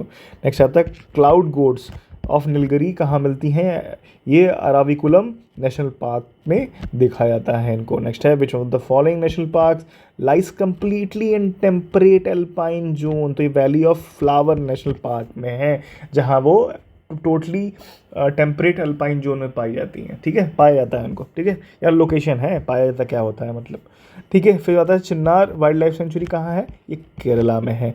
सुल्तानपुर बर्ड सेंचुरी कहाँ पे है, गुड़गांव में है, ठीक है, याद रखिएगा, सुल्तानपुर बर्ड सेंचुरी गुड़गांव में है। नेक्स्ट है which one of the following countries has more than 30% of its total area under national park. ये आपकी भूटान में हम देख चुके हैं, एक्चुअली में 60% डेडिकेटेड सोचे हुए हैं डेडिकेट करने के लिए। Largest botanical garden of the world कहाँ पे लोकेटेड है, क्यू में, ये है आपका इंग्लैंड, ये याद रखिएगा, पूछ सकता है, ठीक। इसी के साथ ये चैप्टर ख़त्म हुआ, नेक्स्ट चैप्टर पर मूव करते हैं। हमारा टारगेट है जल्दी से जल्दी ख़त्म करना, जल्दी से जल्दी रिवाइज करना, ठीक है। मैं आता है नॉन कन्वेंशनल एनर्जी के बारे में बात करते हैं। Which were the following largest storehouse of alternative energy, सब जानते हैं, सोलर एनर्जी की बात हो रही है। नेक्स्ट है among the following energy sources, माफ, तो वही बात है, among the following energy source which one is used maximum in organic form, तो ये आपका सोलर एनर्जी है। नेक्स्ट है which of the following energy sources is most eco friendly, तो ये है आपका सोलर सेल। नेक्स्ट है which one of the following is not a fossil fuel, तो ये आपका यूरेनियम है। ऑप्शंस में अलग अलग फॉसिल फ्यूल दिए होंगे, लेकिन यूरेनियम आपका नेचुरल रिसोर्सेज से आता है, ठीक है। नेक्स्ट है आपका नॉन फॉसिल रिसोर्सेज, माफ़ कीजिएगा, नेचुरल तो और भी हैं। नेक्स्ट है an ultimate source of energy stored in fossil fuel is, ये है आपका सन का, ठीक है। तो विच one of the following fuel creates the least pollution, तो ये आपका हाइड्रोजन फ्यूल जो होता है वो लीस्ट पोल्यूशन क्रिएट करता है। नेक्स्ट है which one of the following is the best source of generating electricity in India from the view point of sustainable development, तो ये आपका हाइड्रो इलेक्ट्रिसिटी है। नेक्स्ट है which one of the following sources of renewable energy has the greatest potential in India, तो आपका solar power का इसका है। नेक्स्ट है which one of the following is biodiesel crop, तो जेट्रोफा बायोडीजल क्रॉप होता है। नेक्स्ट है ethanol also known as ethyl alcohol is used as green fuel, ठीक है। ethanol is mainly formed from the sugar cane, glucose etc. ethanol is also formed from fermentation of pine, करंजा और fern, ठीक है, fern से भी बनता है, ठीक है। नेक्स्ट देखते हैं maize is cultivated for ethanol while jatropha pongamia sunflower को कल्टीवेट किया जाता है बायोडीजल के लिए, तो याद रखिएगा ये इथेनॉल के लिए और ये सब बायोडीजल के लिए बनते हैं। नेक्स्ट है आपका मेजर कंपोनेंट ऑफ सीएनजी क्या होता है, वो मीथेन होता है, CH4। नेक्स्ट है इंसिनरेटर जो होता है वो उसको क्यों यूज़ किया जाता है, तो बर्निंग वेस्ट उससे कुछ अलग अलग माध्यम से एनर्जी क्रिएट करते हैं, ठीक है। तो वेस्ट टू एनर्जी वाला जो गेम होता है वो भी इसी का ही है ना, समझ लीजिए, लिंक्ड है यहाँ से। नेक्स्ट है first union territory of India to run 100% on solar energy, ये है आपका दीव, दमन दीव से दीव है वाला पार्ट है। नेक्स्ट है which of the following statement is incorrect in reference to the compost, तो कंपोस्ट पहली बार वर्मी कंपोस्ट के बारे में सुने होंगे, स्लोली वो डिकम्पोज होता है सॉइल में, प्रोसेस स्लो है लेकिन लॉन्ग लास्टिंग होता है। तो एक बार देखते हैं इसका क्या होता है, the process of decomposition in pits slowed down by earthworm, लेकिन ये गलत है, अर्थवॉर्म उस प्रोसेस को फास्टन करते हैं डिकम्पोजिशन को, है ना, अगर कंपोस्ट बनाने के प्रोसेस को। नेक्स्ट देखते हैं in which of the following areas of India's geothermal energy sources have not been found, तो गंगा डेल्टा जो है ना वहाँ पे जियोथर्मल एनर्जी का सोर्स नहीं पाया गया है, बाकी अलग अलग जगह पे पाया गया है। नेक्स्ट है आपके पोल्यूशन पे आते हैं। Next one is domestic waste garbage, जो कि urine, faecal matter, sewage, cattle dung, animal bones etcetera, ये क्या होते हैं, सारे के सारे बायोडिग्रेडेबल होते हैं, डिग्रेड हो जाते हैं लॉन्ग रन में। फिर आता है which of the following energy resources produces no atmospheric pollution, तो ये आपका सोलर एनर्जी होता है। फिर आता है which of the following is produced during formation of photochemical smoke, तो ये नाइट्रोजन ऑक्साइड फॉर्मेशन होता है फोटोकेमिकल स्मोक के दौरान। तो एक चीज़ जान लेते हैं फोटोकेमिकल स्मोक के बारे में, is formed by oxides of nitrogen NOx, ozone, ground level ozone की जो मैंने बात की थी, है ना। फिर आता था common component of photochemical smogs are ozone, nitric oxide, acrolein, formaldehyde and peroxyacetyl acetyl nitrate, जिसको पैन कहते हैं, ठीक है। तो ये ध्यान दीजिएगा, PAN जिसको कहते हैं। तो ये सारे के सारे कंपोनेंट इसके सारे के सारे केमिकल्स इसके कंपोनेंट है। नेक्स्ट आता है photochemical smoke is a resultant of reaction among, किसके किस बीच में रिएक्शंस होते हैं, NO2, O3 और PAN के बीच में अलग अलग रिएक्शंस होते हैं किसके प्रेजेंस में, सनलाइट के प्रेजेंस में, ठीक है। फिर आता है smog is essentially caused by atmospheric presence of oxides of nitrogen and sulphur. ये ध्यान दीजिएगा, ऑक्साइड्स ऑफ नाइट्रोजन और सल्फर के प्रेजेंस में होता है। अब एक चीज़ देख लेते हैं, जो साउंड अलग अलग चीज़ों से साउंड निकलता है उसकी वैल्यू कितनी होती है ना, डेसिबल्स में। तो रसलिंग ऑफ रीफ्स ये होता है 20 dB, विस्परिंग की 30 होती है, रूम नॉइज़ की 40 होती है, नॉर्मल कन्वर्सेशन की 60 होती है, ट्रक की होती है 80 से 85, जेट इंजन की 120 होती है, लैंडिंग ऑफ जेट प्लेन होती है 150 और रॉकेट इंजन की होती है 180, है ना। तो ये थोड़ा सा पॉज करके एक बार देख लीजिएगा, क्वेश्चन बना हुआ है इससे। नेक्स्ट है during normal condition the gas which pollutes atmosphere, तो ये कार्बन मोनोऑक्साइड होता है, बहुत डेंजरस होती है। फिर आता है PAN, जिसको पैन कह रहे थे हम लोग, ओजोन और स्मोक आर सेकेंडरी पॉल्यूटेंट्स, ये याद रखिएगा, because these are formed after reaction of primary pollutants, ठीक है, ये याद दीजिएगा, रखिएगा। नेक्स्ट है colourless gas coming out of motor vehicles and cigarette due to incomplete combustion, तो इनकम्प्लीट कंबशन से कार्बन मोनोऑक्साइड बनता है। नेक्स्ट है आपका which one of the following air pollutants can affect blood stream leading to death, तो ये आपका carbon monoxide ही होता है। Pollutant emission gas in vehicle exhaust मीज मेनली, तो ये कार्बन मोनोऑक्साइड ही मेनली निकलता है वहाँ से।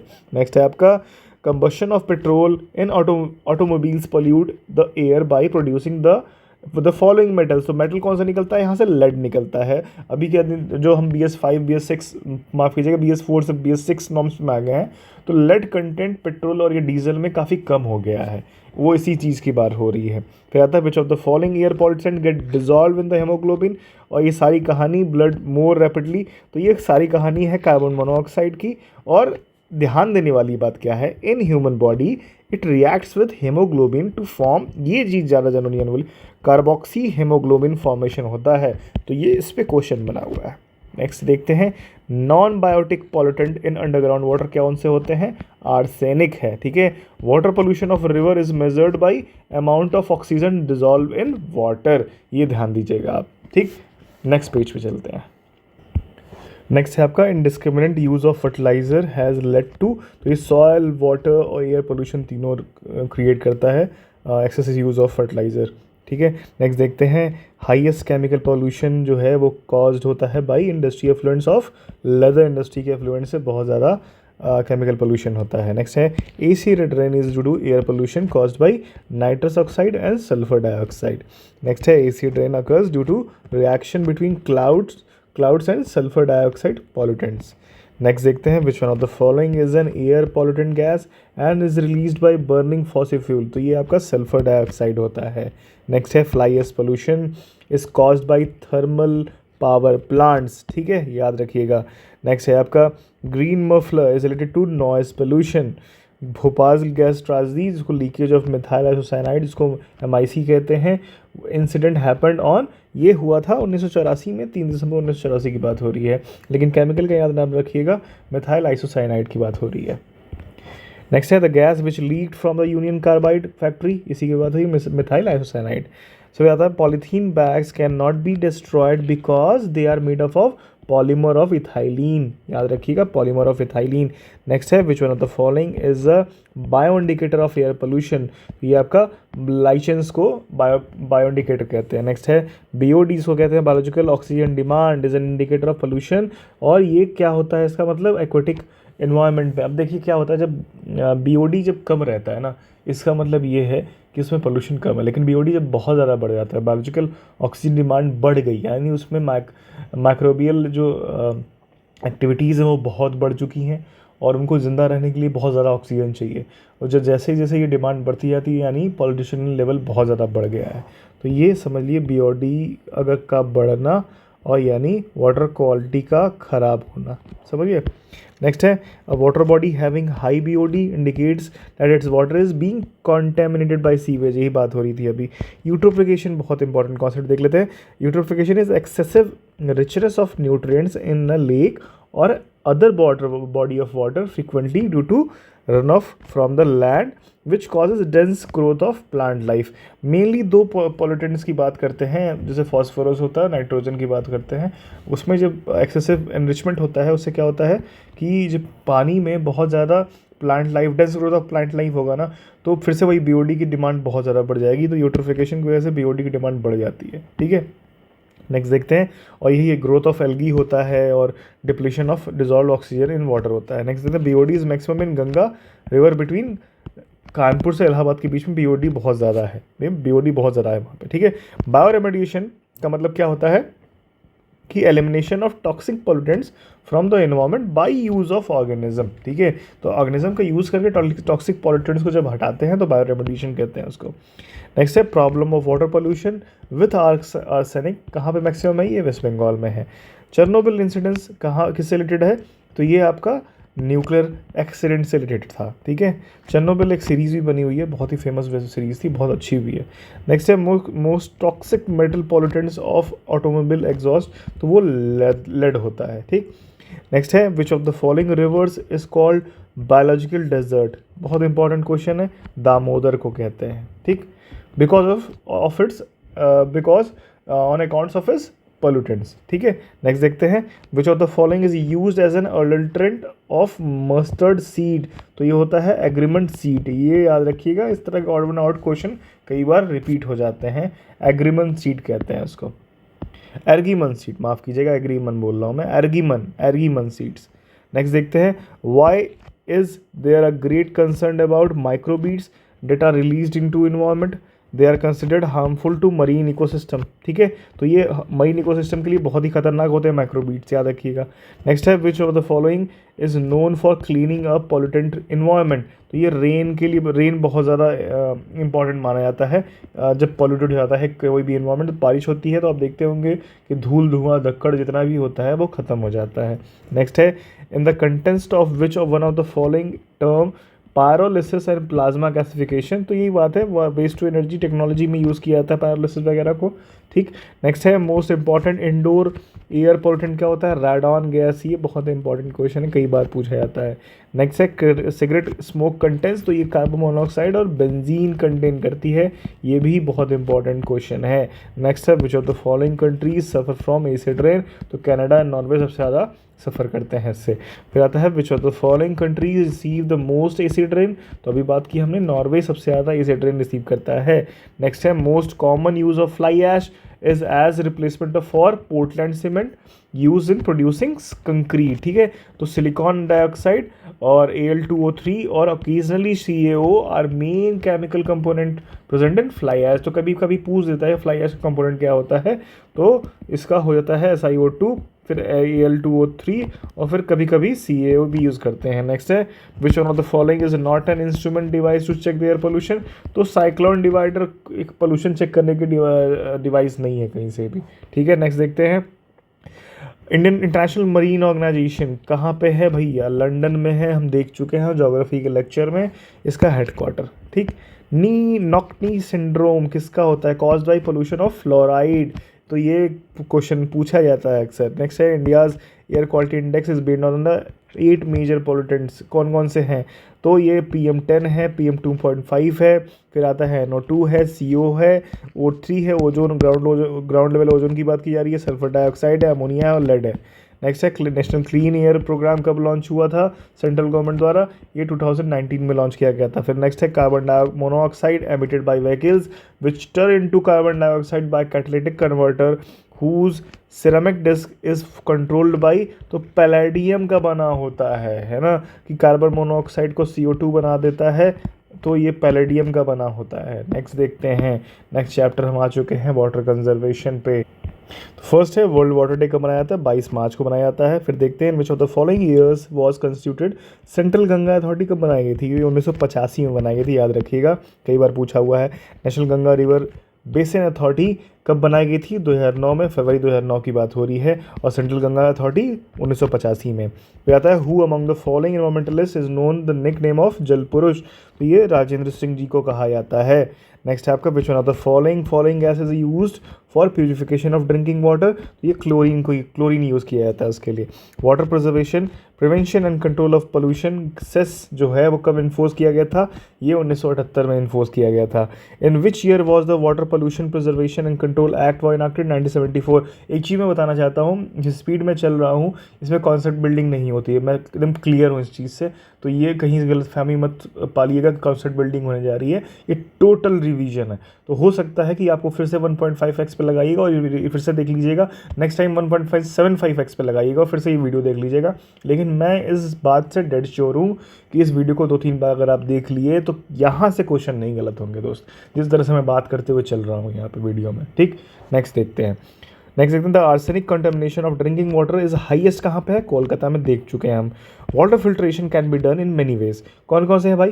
Through temperature, ultraviolet rays, radio active ions, oxidation of chemicals using compound of ozone, iodine और क्लोरीन। तो ये सारे तरीके हैं, याद दीजिएगा। ओजोन, क्लोरीन, आयोडीन का भी यूज़ करते हैं, अल्ट्रावायलेट रेज और रेडियो एक्टिव आयंस का भी यूज़ करते हैं। ठीक है, नेक्स्ट है ग्रीन वॉश। क्या करते हैं, किस बात के लिए बोला जाता है? Making false promises of protecting environment. तो कई बार बोलते हैं ना कि हम ये कर देंगे, ये डींगे हाँकते हैं लोग, बचा देंगे, हम जंगल बचा रहे हैं, लेकिन उसकी एवज में ढेर सारे फंड यूज़ करते हैं वो लोग, तो उसी को ग्रीन वॉश कहते हैं। नेक्स्ट है यमुना एक्शन प्लान कब लॉन्च हुआ था? 1993 में। कई बार यूपीपीसीएस में पूछा हुआ है। अब आते हैं मिसलेनियस चैप्टर पे, लंबा होने जा रहा है लेकिन बहुत ढेर सारे इंपॉर्टेंट क्वेश्चन यहाँ से फंसेंगे। पहली चीज़ एजेंडा 21 कई बार हम पढ़ चुके हैं, लीगली बाइंडिंग एक्शन प्लान नहीं है पहली बात यूएन नेशन का, और ये किससे रिलेटेड है? सस्टेनेबल डेवलपमेंट से रिलेटेड है। ठीक है, कहाँ पे प्रिपेयर हुआ था? रियो डी जेनेरो ब्राज़ील में हुआ था। कब? ईयर क्या था? 1992 था। इवेंट कौन सा था? UNCED का इवेंट था हमारा। ठीक, नेक्स्ट है organisation for the prohibition of chemical weapon, जिसको OPCW की बात करते हैं। ये क्या है? इंप्लीमेंटिंग बॉडी है किस चीज़ की? केमिकल वेपन्स कन्वेंशन की। कब बनी थी? 1997 बनी थी, और ऑर्गेनाइजेशन को 2013 का नोबेल प्राइज़ मिला हुआ है पीस का। ठीक है, और for the effort of elimination of chemical weapons. ठीक, नेक्स्ट देखते हैं एग्मार्क एक्ट जो होता है, agriculture produced grading and marketing act. वो कब बना था? ये 1937 में बना था। तो एग्रीकल्चर से कोई चीज़ बनी हुई है उसके लिए मार्किंग की जाती है, एग्मार्क होता है। ब्यूरो ऑफ इंडियन स्टैंडर्ड जो कि इस्टेब्लिश किया गया था BIS एक्ट 1986 से, वो कब अपने फोर्स में आया था? तो 1987, इसके 1 साल बाद। नेक्स्ट देखते हैं सदर्न गंगोत्री जो है वो फर्स्ट रिसर्च सेंटर है इंडिया का, अंटार्कटिका में क्वेश्चन बना हुआ है। सदर्न गंगोत्री की बात हो रही है, कब बना था ये? 1983-84 में बना था। फिर सेकंड की बात करें तो कौन था? तो मैत्री थी। ठीक है, वो 88-89 में बना था। नेक्स्ट आता है इंडिया का थर्ड कौन सा है? तो भारती है। तो गंगोत्री से, मैत्री से भारती आया था। ठीक है, ये याद रखिएगा, और ये 2012 में बना था। नेक्स्ट देखते हैं नेशनल इंस्टीट्यूट ऑफ न्यूट्रिशन कहाँ पे है? हैदराबाद में है। Wild life institute of India कहाँ पे लोकेटेड है? देहरादून में है। नेशनल इंस्टीट्यूट ऑफ आयुर्वेदा कहाँ है? जयपुर में है। नेशनल इंस्टीट्यूट ऑफ नेचुरोपैथी कहाँ पे है? पुणे में है। National institute of forest management कहाँ पे है? भोपाल में है। Central arid institute research institute कहाँ पे है? जोधपुर में है। Indian institute of ecology and environment कहाँ पे है? दिल्ली में है।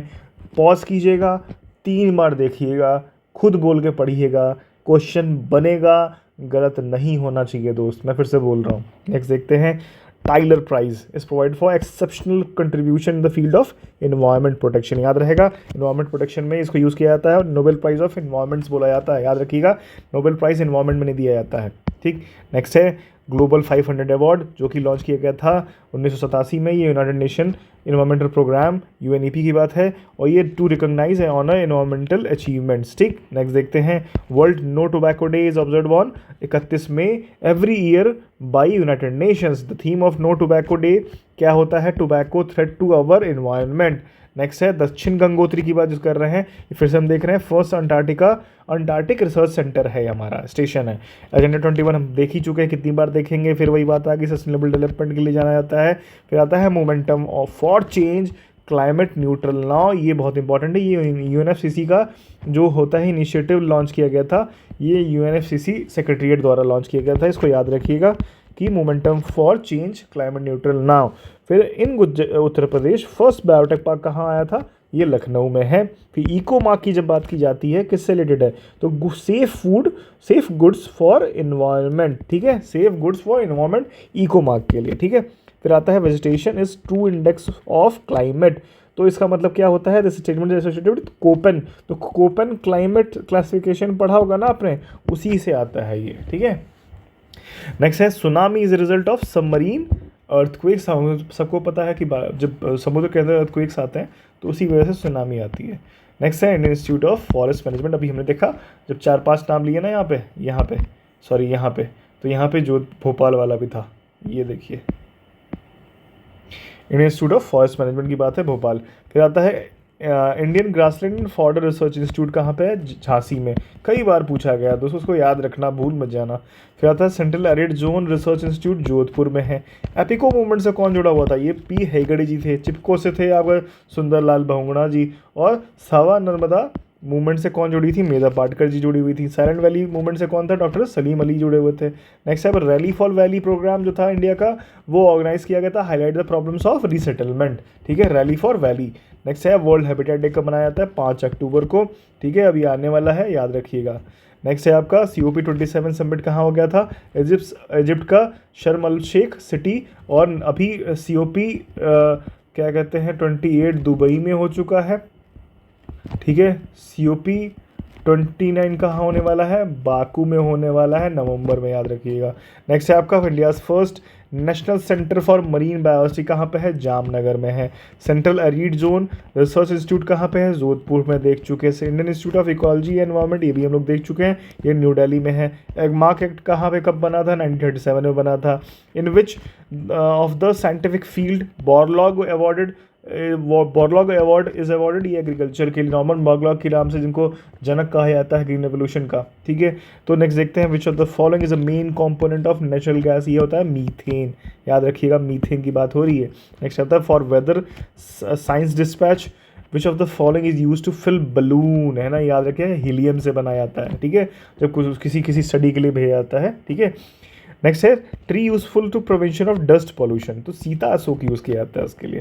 नेक्स्ट है seaweeds are main and important source of, कौन सा एलिमेंट मिलता है उससे? आयोडीन मिलता है। नेक्स्ट है रिंगलमैन स्केल की बात की जा रही है, किस लिए यूज़ किया जाता है? डेंसिटी ऑफ फॉग को मेजर करने के लिए। फिर आता है how many agreements are there in agenda 21, तो ये 4 एग्रीमेंट्स इंक्लूडेड थे इसमें। फिर आता है राजीव गांधी राजीव गांधी इन्वायरमेंटल अवार्ड या environment award is given for outstanding contribution to neat technology and development, साफ सुथरी टेक्नोलॉजी और डेवलपमेंट के लिए बात की जा रही है। फिर आता है नेशनल डिजास्टर मैनेजमेंट अथॉरिटी कब फॉर्म हुई थी? 2006 में फॉर्म की गई थी। विच of the following is called graveyard of dinosaur, तो ये मोंटाना को कहते हैं। मोंटाना क्या होता है? पॉज कीजिएगा, सर्च कीजिए। नेक्स्ट है which Indian scientist is recognised by UNEP as father of economic ecology, तो ये MS स्वामीनाथन को ये बोला जाता है। नेक्स्ट है which one of the following is evergreen fruit plant, तो ये लकौत है। ठीक है, लकौत। नेक्स्ट है winter line the natural phenomena observe in which part of the country, तो ये मसूरी में ये ऑब्जर्व किया जाता है। नेक्स्ट है glaciation of peninsular India occurred during which of the following ice age, तो ये प्लिस्टोसीन आइस एज में हुआ था। नेक्स्ट है तो मोनोक्लाइमैक्स थ्योरी कौन प्रोपाउंड किया था? तो FE क्लीमेंट्स ने इसको प्रोपाउंड किया था। फिर विच of the following has the lowest mean net primary productivity, याद रखिएगा, lowest mean net primary productivity की बात हो रही है। तो टेम्परेट ग्रासलैंड की प्राइमरी प्रोडक्टिविटी बहुत कम होती है। और हाईएस्ट किसकी होती है? वो आप ट्रॉपिकल रेन फॉरेस्ट हम देख चुके हैं। ठीक है, नेक्स्ट है which one of the following states has the maximum area under teak forest, तो ये आपके मध्य प्रदेश में है। Recently there was a growing awareness in our country about importance of Himalayan nettle, तो ये हिमालय बिकॉज क्यों है ना? Because it is found in the sustainable source of, ये टेक्सटाइल फाइबर के लिए यूज़ किया जाता है हिमालयन नेटल। ठीक है, नेक्स्ट है world's most problematic aquatic weed कौन सी होती है? तो एकॉर्निया होती है। ठीक है, नेक्स्ट देखते हैं वर्ल्ड ओजोन डे कब मनाया जाता है? 16 सितंबर। इसी के साथ हमारा रिवीजन ख़त्म हुआ PYQ की लिस्टिंग का, और इससे बहुत क्वेश्चन आने वाले हैं दोस्त, है ना। कुछ चीज़ें और भी हम करेंगे, national park, wild life sanctuaries, biosphere reserve, tiger reserve, latest addition to wetlands होता है। यूपी में कौन कौन से वाइल्ड लाइफ सेंचुरीज़ हैं, बिगेस्ट कौन है, स्मॉलेस्ट कौन है, एक ही नेशनल पार्क है, उसके बारे में थोड़ा देखेंगे। उसके अंदर क्या क्या एरिया किस डिस्ट्रिक्ट में है, क्वेश्चन आते हैं, है ना, आएंगे।